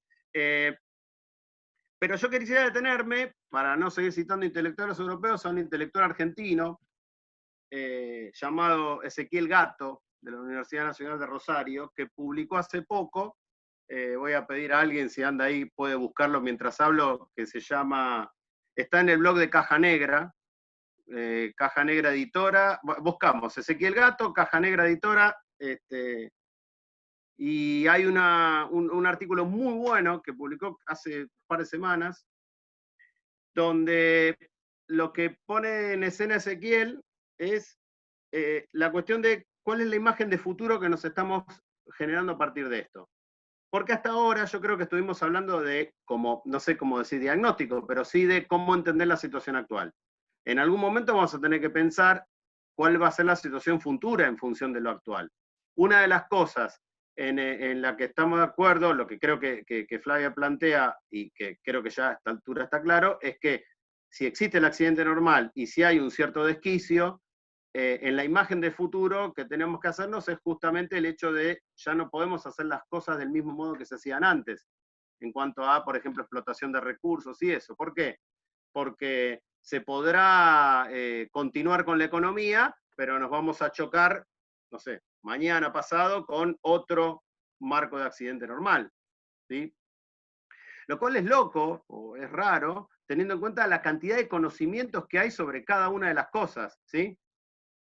La cantidad de conocimiento que hay sobre todas las cosas que igual no podemos controlar. Hay una nota de Rita Segato del inicio, hace, no sé, hace 3, 4 meses, que decía, bueno, se acabó la neurosis de control con todo esto. O sea, porque efectivamente no estamos pudiendo controlar un virus, que además es bastante comunardo, no es un virus, ¿sí? El coronavirus no es que es un virus rarísimo, que no sé qué, sino que es una variante, qué sé yo. Y lo que dice Ezequiel, para entender esto, cómo pensar el futuro, es que efectivamente, esta cuestión que decía antes del pánico y la incertidumbre, la elabora él. Dice, el pánico es una imagen que vuelve y que no nos deja actuar, ¿sí? Uno podría pensar, extremando los ejemplos, que efectivamente hubo cuarentena porque estaban las imágenes de los camiones en Bérgamo, ¿sí? Los camiones que transportaban cadáveres en Bérgamo. Eso es pánico, es una imagen que vuelve. Y es la imagen que no queremos que se produzca y por eso estamos como estamos, encerraditos. Pero lo que creo que nosotros ahora estaríamos más en una situación más propia de lo que Ezequiel llama una incertidumbre, que es no nos hacemos una imagen de lo que va a pasar. Creo que una imagen de lo que podría pasar es lo que señalaba Flavia sobre la cuestión de unas cosas que a mí me parece muy llamativo que no se discutan con la profundidad que se debería discutir, que es el tema de justamente las plataformas, los datos, lo que, sumando así términos marketineros, llamaríamos soberanía tecnológica, porque eso debería poder hacerse. O sea, yo, por ejemplo, doy clases. Me resultaba imposible que cada vez, y nos pasó con Flavia porque estábamos en los mismos chats, que uno plantea y dice, bueno, voy a usar Zoom, voy a usar Google, bueno, que cada cual se arregle y diga, che, no podemos tener un pensamiento sobre esto, la plataforma en la cual va a ser pasada toda nuestra vida y todas las clases. No digo mi perfil de Facebook, que de última es una cosa que un poco edito yo y sé que está siendo vista por alguien y vendida información por otro, pero digo, cuando uno pasa a virtualizar grandes partes de la existencia, por ejemplo, de las clases, ¿en serio no se puede pensar en algo distinto que no sea Google Meet o Zoom u otras cosas? No podemos pensar en que las plataformas, esto es, dónde están las bases de datos, cómo está constituida la infraestructura, que es lo que decía Flavia, no podemos pensar eso para nosotros, no podemos pensar que hay un problema ahí. Y claro que hay un problema, pero todavía no está visibilizado. Digo, estamos en un Zoom en este momento, es un problema que está ocurriendo así nomás. Y una de las cosas que también planteaba Ezequiel en función de esto, uno dice, bueno, estamos entre el pánico, uno podría decir, pasando del pánico a la incertidumbre, si se quiere, es que deberíamos poder vivir con incertidumbre sin tener ya más pánico. O sea, deberíamos concebir más la idea de normalidad que la del accidente. O concebir que el accidente va a ser normal y tratar de que no haya accidentes para que no haya una nueva normalidad, si me permiten jugar con los términos, porque la nueva normalidad ya existe en ese sentido. Y hay una cosa que Flavia lo medio, pero bueno, tenemos que tener imaginación. Hay una cosa que me pareció muy buena del artículo de Ezequiel, que decía, bueno, en realidad estamos en un tiempo, como otros momentos, yo diría que por ejemplo el 2001, la crisis del 2001 en Argentina fue también otro momento de eso, de experimentación y de improvisación. Y ahí Ezequiel dice algo que me parece muy interesante. Dice, normalmente hay una idea negativa de la improvisación, ¿sí? Alguien que improvisa es alguien que no tiene claro a dónde va, ¿sí? Salvo a la improvisación en música, ¿no? Salvo a la improvisación en el arte, uno no diría que la improvisación en materia de gobierno es algo bueno, ¿no? Alguien que tiene poder no puede ser, alguien que tiene poder no puede improvisar ni puede ser un improvisado. Y Ezequiel dice todo lo contrario. En situaciones como la actual, como todo esto que estamos diciendo, accidente normal, paso del pánico a la incertidumbre, desconocimiento de problemas que nos constituyen enteramente, pero no nos importa, como por ejemplo cómo se constituyen las plataformas y qué se hacen con los datos. En todas estas cuestiones, lo que está ocurriendo es que no es que hay un saber concreto que nos diga, vamos hacia allá y tengo todo el plan armado, ¿sí? Hasta la década del 60, 70, los modelos de modernización y eso tenían una idea de un modelo hacia el cual se iba. Me parece que como se alteró demasiado el sentido común, no tenemos esa posibilidad. Por lo tanto, la improvisación deja de ser un defecto, como para pasar a ser la apertura a algo que es parcialmente desconocido, pero que si no tenemos esa apertura, no vamos a poder actuar. Nos vamos a dejar tomar por el pánico muy fácilmente. O sea, si nosotros pensamos que todo lo vamos a poder planificar en un mundo donde se nos está todo yendo de las manos por nuestras propias acciones, seguramente todo se va a salir, o sea, cualquier cosa que se salga de nuestra planificación nos va a provocar pánico. Voy a dar un ejemplo muy concreto. Una de las personas que más ha hecho gala de la improvisación es nuestro ministro de Salud. Pero lo estoy diciendo en sentido positivo. Efectivamente, el 10 de marzo él decía, no sabía que el virus iba a llegar tan rápido. Esta semana pasada dijo, bueno, no sabía, la verdad es que no pensábamos que se iban a disparar los casos en este momento. Y entonces ahí empiezan a dispararse la cuestión de que si la cuarentena es escalonada, intermitente, bla, bla, bla, bla, bla, bla. ¿Qué pasa? El lugar común y el sentido común, acá coincido, hago una coincidencia entre los dos, indicaría que va, qué mal, qué improvisado. No, está diciendo la verdad, está siendo espectacularmente sincero. Está diciendo que no sabe cómo se está desarrollando, no puede planificar, nadie puede planificar en este momento el despliegue del virus, porque hace falta que pase tiempo para ver cómo se está comportando. Por ejemplo, gente que está aquí que hemos discutido esto, parece ser que a lo mejor esta historia de la inmunidad de rebaño no sería así porque parece ser que el virus va perdiendo fuerza. Perfecto. ¿Eso cómo se va comprobando? Se va comprobando con el tiempo. Los científicos también están improvisando. Todos estamos improvisando. Todos estamos en un sistema de experimentación con nosotros mismos, donde efectivamente la improvisación es algo bueno. No es algo malo. ¿Por qué? Porque la improvisación supone la apertura para tratar de entender la lógica de algo que no estamos pudiendo controlar. Entonces, si normalmente la idea de gobernar es prever, ¿no? Es una idea más o menos común, uno podría pensar que en realidad, en estos momentos, gobernar no necesariamente es prever. Gobernar es abrirse a algo desconocido y abrirse también al armado de algo que no puede ser completamente previsto desde la situación actual.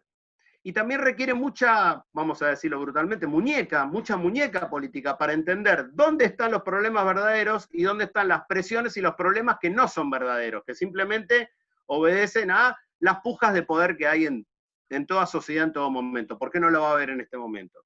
Entonces, respecto a eso, me parece que para mí va como, es muy clara la cuestión, y vuelvo sobre la cuestión de la tecnología y la modulación. Cuando Foucault planteaba lo de la modulación, decía, la idea de modulación es muy interesante y compleja porque supone que el bicho del que hablemos, la sociedad, los granos, los ríos, las ciudades, tienen un comportamiento, entre comillas, natural, que el gobierno quiere conducir hacia un lugar, ¿sí? Se porta de determinada manera, yo quiero que haga tal otra cosa.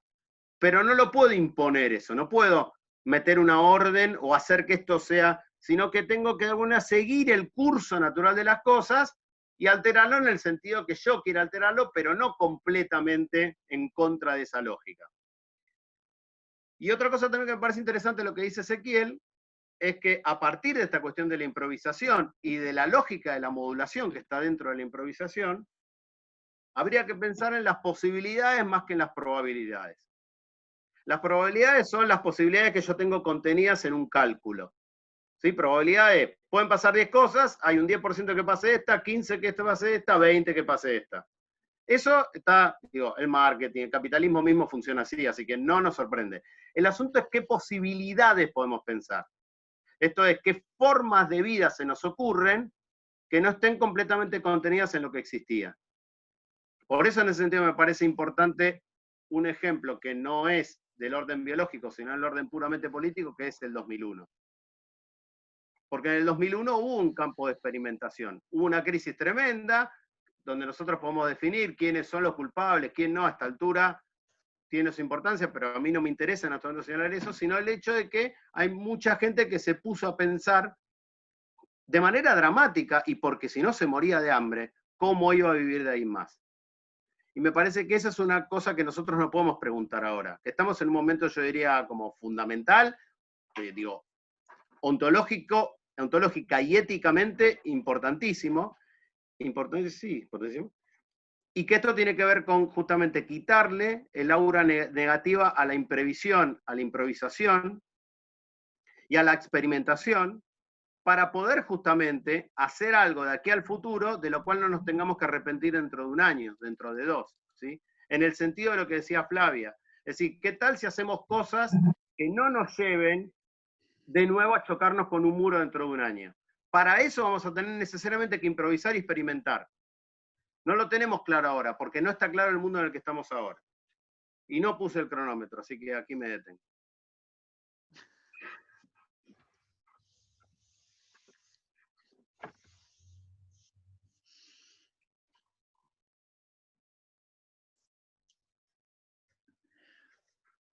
Bueno, no, pero que hicimos Norma o Graciela, ¿les parece? ¿Ustedes fueron recopilando las preguntas? Sí, voy a empezar a leer Dale. de a 3. Primero voy a leer un comentario que hizo José Edelstein acerca de lo que vos dijiste, que es sobre los 100 o 300.000 años de persistencia del material radioactivo. Si bien es cierto que entraña cierta gravedad, es menor de lo que parece. La vida media larga de los núcleos hace que la radiación se libere más lentamente. Es decir, la radiación dura mucho tiempo, pero no es mucha. Se reparte entre muchas generaciones. En ese sentido, sería peor que la vida media de estos núcleos fuera de pocos años. Sería como mucho más, estaría mucho más comprimida, por decirlo así. Bueno, ahora voy a leer, perdón. Sergio dice, los accidentes no existen como afirmación. Si se pueden identificar, se pueden evitar o prevenir. El problema es que lanzamos tecnologías sin haber hecho la tarea de búsqueda de riesgos y peligros y solucionarlos con la misma tecnología que pretendemos lanzar. No sé si quieren que siga o tienen algo para decir de esto. A ver, para lo de José, genial, buenísimo lo que comentaba. Leí en el chat también la comparación justamente con el tema del COVID y de aplanar la curva, justamente algo parecido a eso que pasa con las radiaciones, me parece buenísimo. Y bueno, por eso es que siempre decimos que esta época es trans, como decía en el flyer, ¿no? O sea, necesitamos ser transdisciplinarios, ir pensando con otros que vienen de otras disciplinas todo el tiempo, porque solo entre varios entendemos el conjunto, o sea, es imposible que una sola disciplina lo abarque. Así que eso es fundamental, cada uno de esos aportes, para ir armando el rompecabezas del mundo de hoy. En cuanto a el tema de los accidentes, a ver, yo creo que también puse algo en el chat para aclarar un poquito esto. Accidente es un término técnico, en este caso, un término técnico, si se usa para una especialidad, para un área, no, y acá estamos tratando de ver si ese término técnico nos sirve para iluminar nuestra realidad. No es una aplicación literal y decimos que esta es la teoría que hay que saber. Lo que decimos es, vamos a ver si esto nos sirve para pensar lo que nos está pasando. En ese sentido, la teoría dice que los accidentes en estos sistemas sociotécnicos complejos son inevitables porque no hay posibilidad material de entender todas las interacciones posibles, cual es completamente lógico, no hay que ser muy especializado para entender eso. Es decir, no podemos prever todo, obvio, puede haber algo inesperado. Hay un caso que él escribe, que Pedro describe que ¿era él o era un texto de Covello? Bueno, del DDT, de cuando se lanza el DDT, como para fumigar, no se había previsto, o sea, sí, mata al bicho que está arriba de las plantas, pero el consumo de la planta hace que se reactive el DDT dentro del huésped de esa planta, es decir, dentro del que se la comió. Y hay una interacción inesperada que los investigadores de DDT no habían imaginado que eso podía ocurrir. Entonces se disparan envenenamientos en cadena por la cadena alimenticia. Bueno, hubo que repensar cómo evitar que las plagas den la agricultura. Hubo que pensar otra alternativa. Pero digo, ese ejemplo es insustituible. Digo, no es que habría alguna posibilidad de efectivamente controlar el devenir. No, eso es evidente que no, o sea, es re que te autoevidente. Ni el cientificista más loco diría que eso es posible. O sea, nadie, o sea, todos sabemos que eso es imposible. Lo que estamos diciendo es, yo a diferencia de mí misma hace unos años, ya no me discuto con ustedes, discuto conmigo, yo creía que el problema era la planificación. Y ahora creo que no, que el problema es que hay cosas que están no pensadas, insuficientemente pensadas. Nunca vamos a poder planificar todo. Pero algunas cosas las podemos pensar y no las estamos pensando. Eso digo hoy yo. Ya digo, hace 10 años quizá hubiera hecho otra cosa. Pero yo creo que hay cosas que hoy no estamos pudiendo pensar, en parte porque la escala del problema es muy vasta. Hay que saber de muchas cosas. Este chat, esta conversación entre José, Sergio, Daniel, Manolo, da cuenta de que Paula, ¿no? Todos agregan cosas que todos son valiosas y todos tienen un dato más. Bueno, eso cuesta mucho. Cuesta mucho objetivar en políticas, incluso con la mejor de las voluntades. Objetivar los saberes necesarios que hacen falta para construir políticas razonables para este momento es muy complejo. Ese es el desafío que creo yo hoy encarnaría, lo que creo necesario. Que pongamos toda nuestra buena voluntad para poner todo lo que sabemos al servicio de este problema que es gigante. Es gigante. Tiene la forma del planeta, tiene el tamaño del planeta. Que me parece, por otra parte, muy importante hacerlo. Y una cosa chiquita nada más de lo que dijo recién Manolo, la verdad que la veo Graciela Tacchini por ahí, me vuelvo a acordar que esto de la improvisación es una de las tantas cosas que los artistas nos legan siempre como anticipación. Ellos anticipan muchas cosas de lo que después van a ser otras áreas del conocimiento.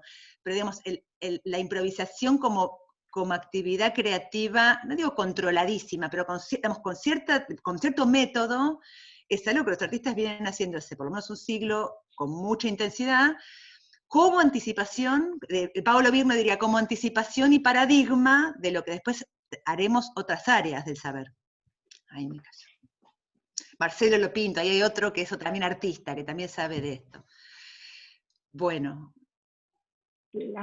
Bueno, hay muchísimas preguntas, felicitaciones, y muchas ya las han ido respondiendo. A ver. Quizá me gusta la de Florencia. Sí, justamente era la que iba a leer. Claro, Florencia, porque, bueno, todos lo pueden leer igual, ¿no? Está por ahí eso. No, la razón por la cual yo digo que accidente normal es un oxímoron es desde el sentido común. Un accidente es algo que no ocurre, es la ruptura de cierta normalidad. Justamente nuestra normalidad se transforma en una donde se originan accidentes. ¿Y cómo definiríamos accidente? Como algo que desencadena consecuencias imprevisibles.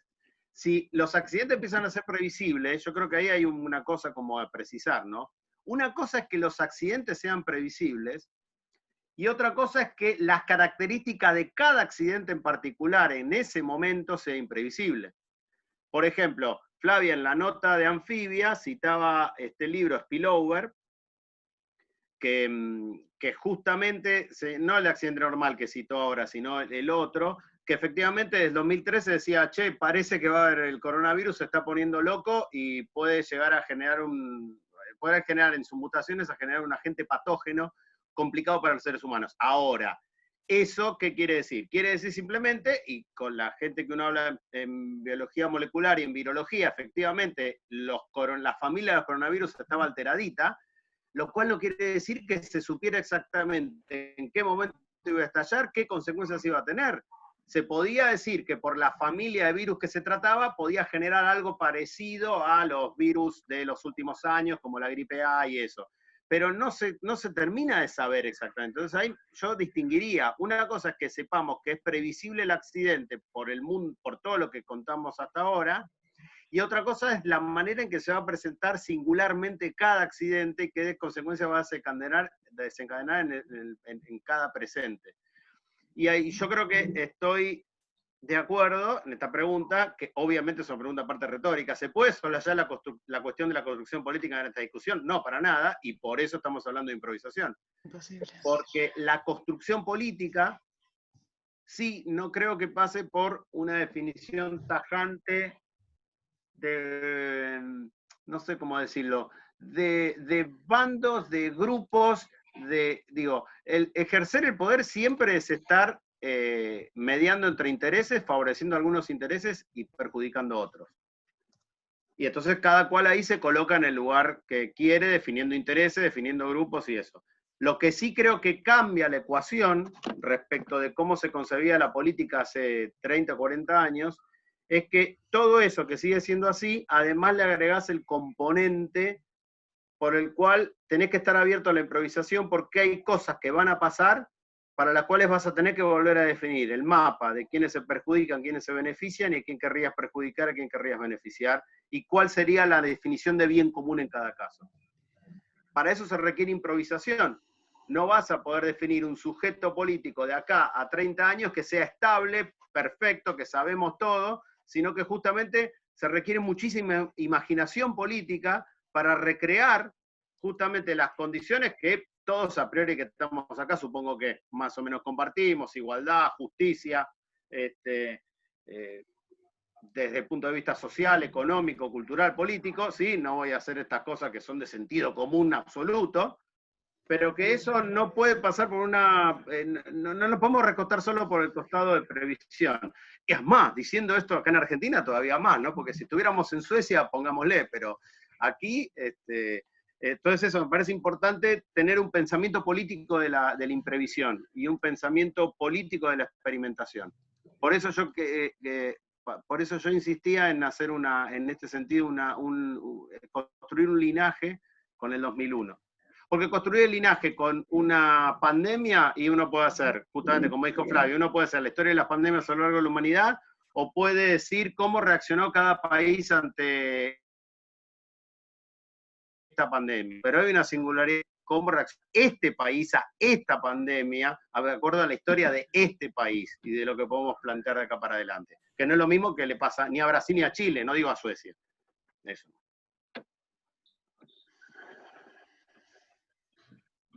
A ver. Sí, Acá Ramiro pregunta, ¿qué es el virus? Si lo tomamos como un fenómeno, ¿cómo se presenta? ¿Es meramente un bichito o se presenta en la experiencia de manera distinta? ¿Cómo curamos? ¿Nos morimos en aislamiento? ¿Cuántas personas mueren si las saca de su frágil contexto de sentido? Las situaciones estresantes de las terapias intensivas y los cuerpos abandonados a la suerte de la biología. Las intubaciones, el hipersensible de los diagnósticos, que se desespagar la experiencia sensible de los seres humanos es devastadora.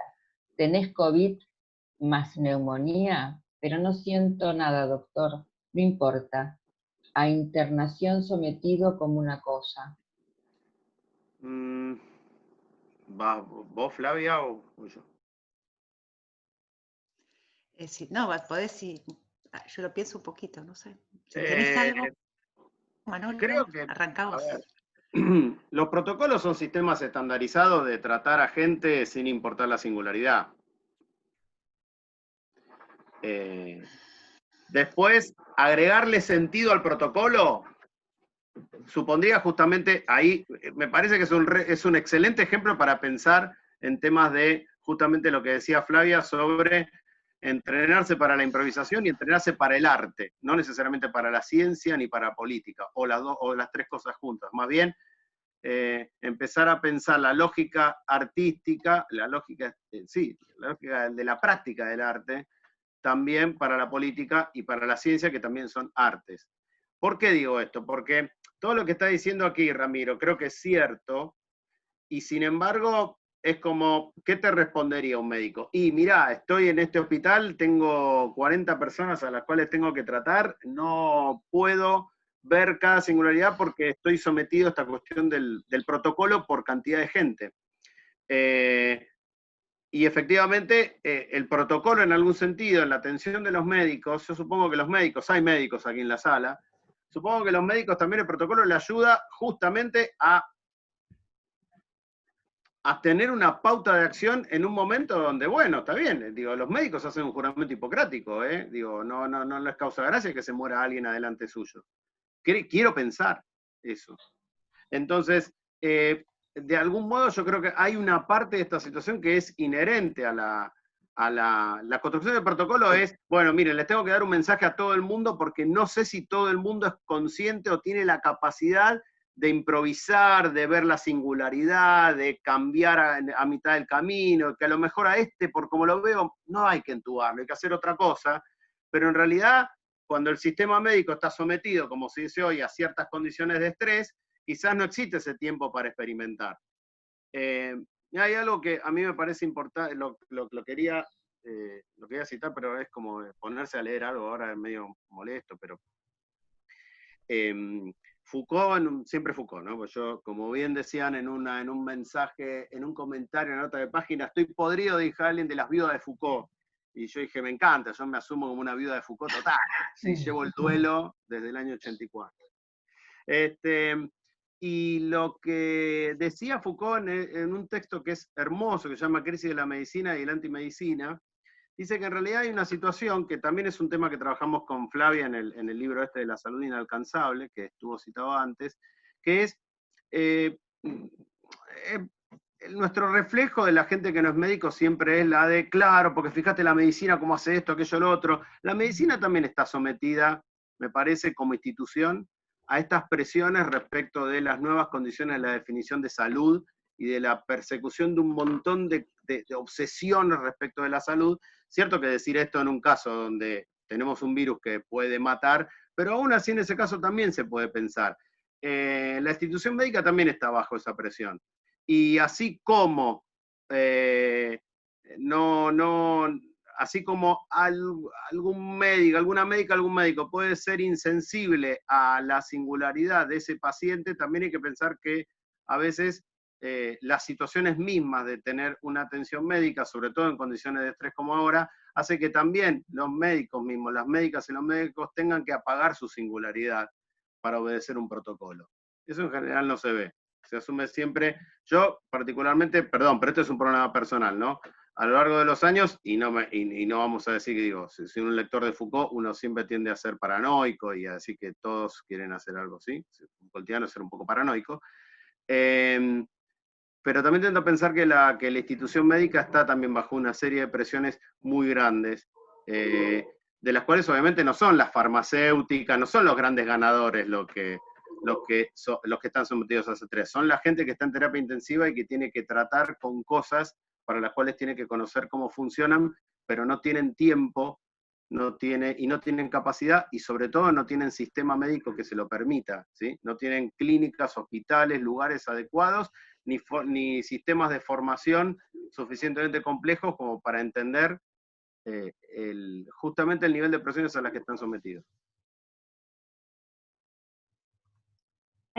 Una cosita chiquita, chiquita que más diría, pero solo es un título. A la pregunta, la primera parte, ¿el virus es solo un virus? Para mí, por la constelación semántica del término, creo que tendríamos que tener mucha atención, en general, en casos como este, a la transmisión de la información socialmente y a cómo las sociedades reaccionan un poco viralmente ante situaciones de pánico, ante situaciones, digamos, que son muy fácilmente manipulables las emociones en estos momentos. Entonces me parece que parte de la fenomenología del virus es también el modo viral en que se transfieren y se transmiten informaciones muchas veces falsas, y donde tenemos menos defensas de las que creíamos tener, no sé si teníamos, pero que creíamos tener a fines del siglo pasado. Parece que ahora tenemos un sistema periodístico internacional totalmente desarticulado, profesionalmente desarticulado, y además tenemos una capacidad de infundir noticias falsas fenomenalmente, exponencialmente mayor que hace 20 años. Controlada por servicios de inteligencia, sistemas parapoliciales, sistemas digamos, industriales que están operando para sus beneficios. O sea, realmente para mí todo el sistema de la información pública es un sistema que está completamente en crisis, tanto como el sanitario. Quizás es parte del sanitario, habría que leerlo así, pero eso. Acá hay un tema muy importante para mí. Gracias, Flavia. Hay un comentario de Ricardo Gaspari que creo que va a algo que dijo Pablo, que dice: la imagen de George Floyd, comunidad negra, que trae al mundo musical la valorización de la improvisación, y dice, los policías aplastándolo, puede pensarse en el intento ya claramente inútil de controlar toda apertura. Lo pongo yo en signo de interrogación. Justamente el artículo de Ezequiel, en un momento para hablar de la improvisación, cita no me acuerdo qué libro, donde decía que en algún sentido las comunidades negras que fueron transformadas en esclavos en todo el mundo, generó en todo el mundo, pero particularmente en Estados Unidos, una cultura de la improvisación en la cual, digamos, esa cultura de la improvisación es producto de que justamente los africanos fueron sometidos a condiciones, uno podría decir también acá también aquí las comunidades y los pueblos originarios, pero la idea era una idea que es interesante, que es la de que justamente se vieron obligados a improvisar porque tuvieron que inventarse una nueva vida, tratando de liberarse en un contexto completamente diferente, en un modo de vida completamente extremo, ¿sí? La esclavitud, y que eso de alguna manera está en la base de cierta cuestión que tiene que ver con la improvisación. Y yo creo que es así, me parece que, o sea, estamos haciendo igual como cadenas causales incomprobables, ¿no? Digo, es más bien una intuición, no hay que decir, bueno, entonces en realidad, no sé, el jazz es producto de que hubo negros que estuvieron sometidos a condiciones de esclavitud. No es así literal, pero el marco de pensamiento me parece interesante. Me parece que en realidad, por ejemplo, creo que la cultura y la ciencia occidental ha trabajado mucho tiempo con la idea de, bueno, la explotación, ¿sí? Digo, por algo Estados Unidos domina al mundo y no Gabón, ¿sí? Y que esa explotación siempre estuvo controlada, manejada por las nociones de control, la cuestión de dominación y la cuestión de previsibilidad. Esa previsibilidad llega a un punto de no retorno en algún sentido. Ese punto de no retorno está siendo ahora. Primero, la previsibilidad se ha vuelto un poco, o sea, es menos la cantidad de cosas que podemos prever, en parte por la acción de los seres humanos, y por lo tanto ya no tenemos, la idea sería esta, no tenemos el mundo a disposición. Ya no lo tenemos. No nos tenemos a disposición a nosotros mismos, por lo tanto tampoco podemos prever como se preveía, no digo hace 300 años, no sé, en la década del 50, ya no podemos preverlo. Y no solamente por catástrofes naturales, sino más bien por las catástrofes que nosotros generamos, ¿no? Incluso las catástrofes nuestras completamente humanas, como, no sé, la guerra, pongámosle.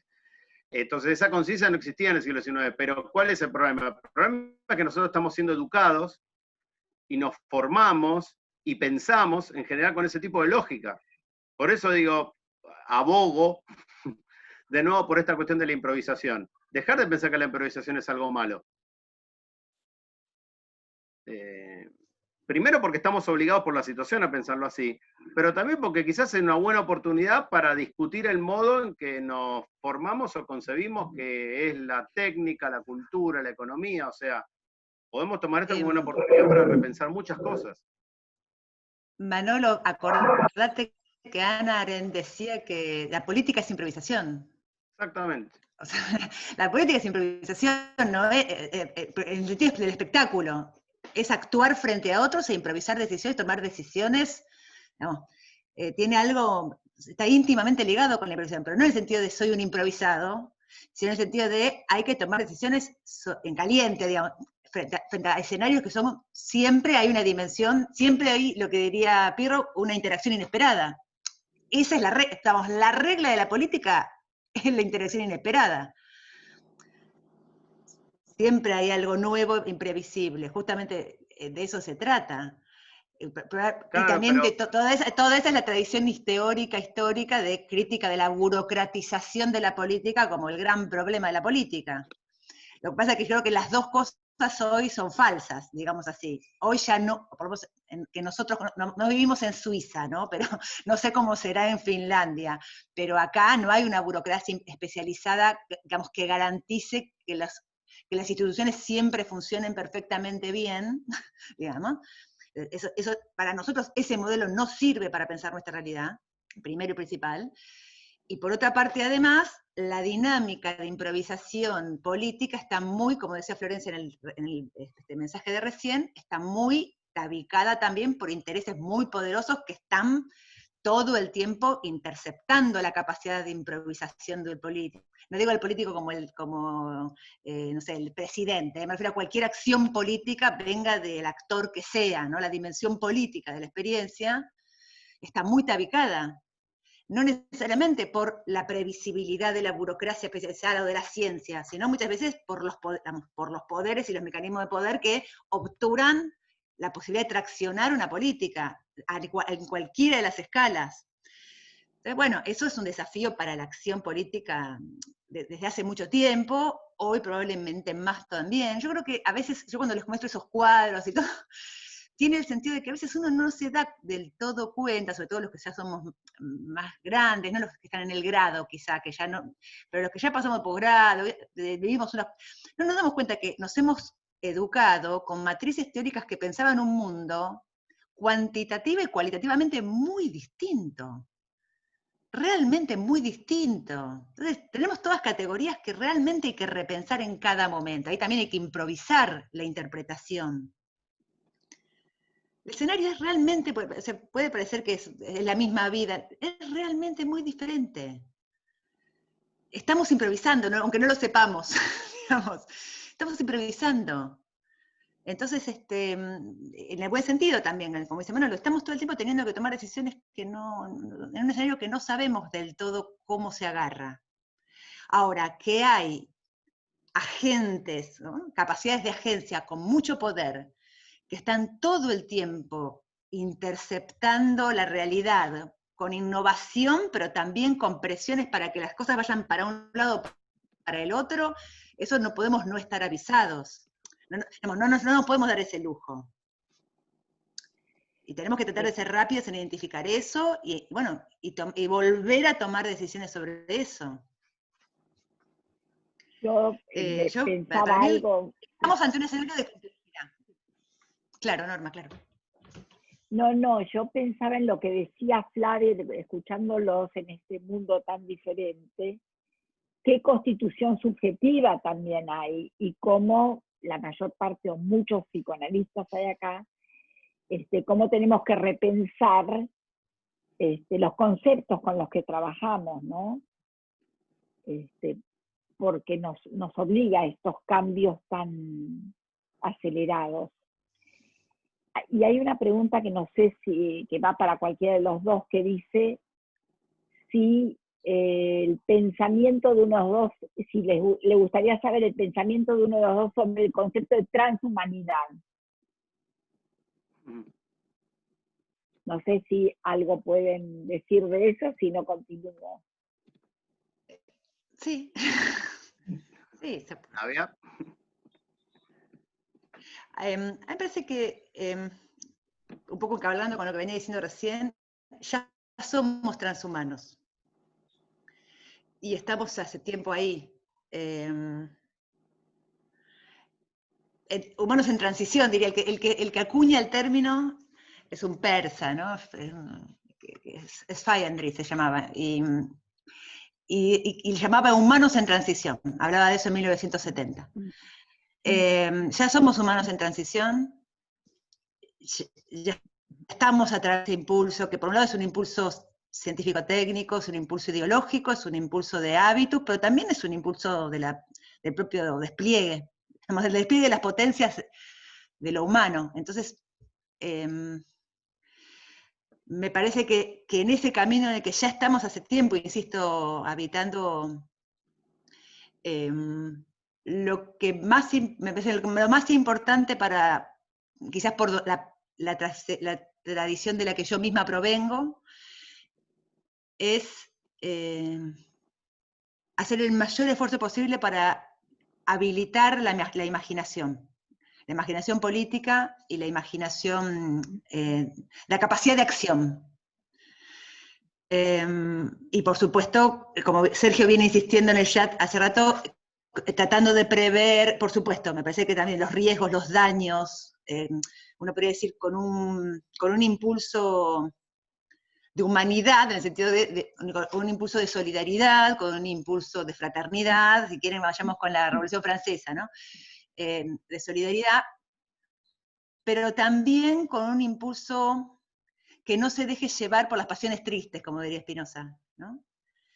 Que no se deje llevar por la debilitación de las potencias. Así que eso es muy importante para nosotros. Que la matriz transformadora de esta que hoy está siendo tan peligrosa, tan aterradora para buena parte de la población del mundo, se ha llevado a la delantera de las potencias alegres, y me parece que se las tenemos que arrebatar, se las entregamos todas, se las tenemos que arrebatar, y tenemos que ir hacia la construcción colectiva de algo que esté a la altura del desafío de la época. Nada menos que eso, es decir, nada hacia atrás, ni un paso atrás, ¿no? Ni un paso atrás, y poniendo todo lo que tenemos para poder hacerlo. No sé si soy clara, porque quizás estoy discutiendo tanto con una historia que eso a veces puede obturar, pero sobre todo es, lo hablamos en otro contexto, por ejemplo, nuestro humanismo crítico ya no se puede dar el lujo de ser tecnofóbico, por ejemplo. Eso es algo que ya aprendimos, una lección aprendida para nosotros. Es con eso que podemos hacer, ¿no? Y es con eso que vamos a poder probablemente hacer alguna interferencia a estos poderes que decíamos recién son tan agresivos, ¿no? Que se han construido a través de la agresión y de la violencia, del extractivismo, de la explotación. Pero bueno, eso tengo para decir. Bueno. Yo, cortito, me parece que me voy a agarrar esto que dijo Flavia, de que En realidad, los términos como transhumano, esos son todos esos términos son formas de tramitar algo que normalmente el pensamiento occidental tenía como algo claro y que se diluyó, que es justamente una definición respecto de la naturaleza humana o de lo humano, ¿sí? Digo, la filosofía moderna básicamente estuvo muy preocupada por eso, y de pronto nos vemos en muy poco tiempo compelidos a pensar que buena parte de lo que la filosofía definía como naturaleza humana no está operando, o están operando otras cosas. Entonces, creo que todos los prefijos que le agregan a humano y a humanismo, ¿sí? Son prefijos para tratar, son como maneras inestables de dar cuenta de eso. Entonces, hay una cosa que a mí me parecía interesante que estaban echándose, sí, Claudia, que decía, pensaba si se puede ubicar la improvisación como un espacio transicional, que como en el juego permite crear en esa experiencia. Yo creo que es eso, estoy completamente de acuerdo, sin ser especialista en cuestiones psicoanalíticas ni de teoría del psicoanálisis, me parece que eso es fundamental, porque ahí en esa experimentación vamos a probablemente darnos cuenta que lo que creíamos que era una definición natural, una definición inconmovible y no transformable, en realidad ya hay una frase que siempre nos gusta citar con Flavia, a mí más que a Flavia creo, que es una de Peter Sloterdijk, que está incluido dentro de uno de esos, está en el poshumanismo, aunque no haya hablado tanto de él, está metido ahí. Dice, no, bueno, en realidad nosotros pensamos pretécnicamente, pero vivimos técnicamente. Son nuestros modos de pensar están un poco desarmados respecto de, seguimos pensando en la subjetividad y la unión entre, no sé, cuerpo, individuo, persona y sustancia, pero tenemos perfiles de redes sociales. Bueno, la verdad, las dos cosas van un poquitito, no es exactamente lo mismo, ¿no? O sea, no, están pasando cosas diferentes, pero las estamos viviendo, las estamos haciendo, no es que estamos desorientados, simplemente que estamos desorientados en el pensamiento, creo. Entonces, necesitamos pensar diferente, por eso yo empezaba con esta cuestión de Foucault. Hay un momento donde pensar de manera diferente se vuelve, a como uno estaba pensando, se vuelve una tarea imprescindible, se vuelve una tarea vital. Es cómo puedo entender lo que estoy haciendo, cómo puedo entender lo que están haciendo los demás y cómo poder entender lo que estamos haciendo todos. O sea, no... Y creo que eso es lo que creo que hace años estamos experimentando ese desajuste. Pero repito, es un desajuste en realidad como muy productivo, que abre la improvisación, porque no es que no entendemos cosas que no podemos formular, o las entendemos intuitivamente, o actuamos pero no sabemos explicar por qué actuamos como actuamos. Me parece que ese es el tipo de movimiento que está habiendo. Es un movimiento en algún sentido positivo. Lástima que lo tenemos que ver en este contexto, que es un contexto tan lacerante, ¿no? Tan de miedo, que te pican la cabeza con cosas que no te permiten, ¿no? Que van más para el lado del pánico que de la incertidumbre. Pero en sí la incertidumbre creo que es buena, es hora de que pensemos que la incertidumbre es buena. Sobre todo porque la certidumbre del pasado no llevaron a cosas demasiado interesantes. Bueno, queridos Pablo y Flavia, seguiríamos bastante más, pero ya me avisan que es la hora. Sí. Les quería agradecer por este lujo y a todos ustedes también. Y antes de agradecer los siguientes agradecimientos, les comento que el próximo diálogo será a fines de agosto con Paula Sibilia y Miguel Benazayac. Así que bueno, les agradezco mucho también a Patricio, Claudia y Andrea y la comisión directiva que siempre nos ha posibilitado tener a nosotros el lujo de poder escucharlos y poder tener estos encuentros maravillosos y poder ir pensando más y aprendiendo más. Bueno, de mi parte, gracias Flavia, gracias Manolo, gracias a todos y bueno, muchas gracias por participar y los esperamos en nuestro próximo encuentro. Bueno, muchas gracias. Y Flavia, ¿querías decir algo? Gracias.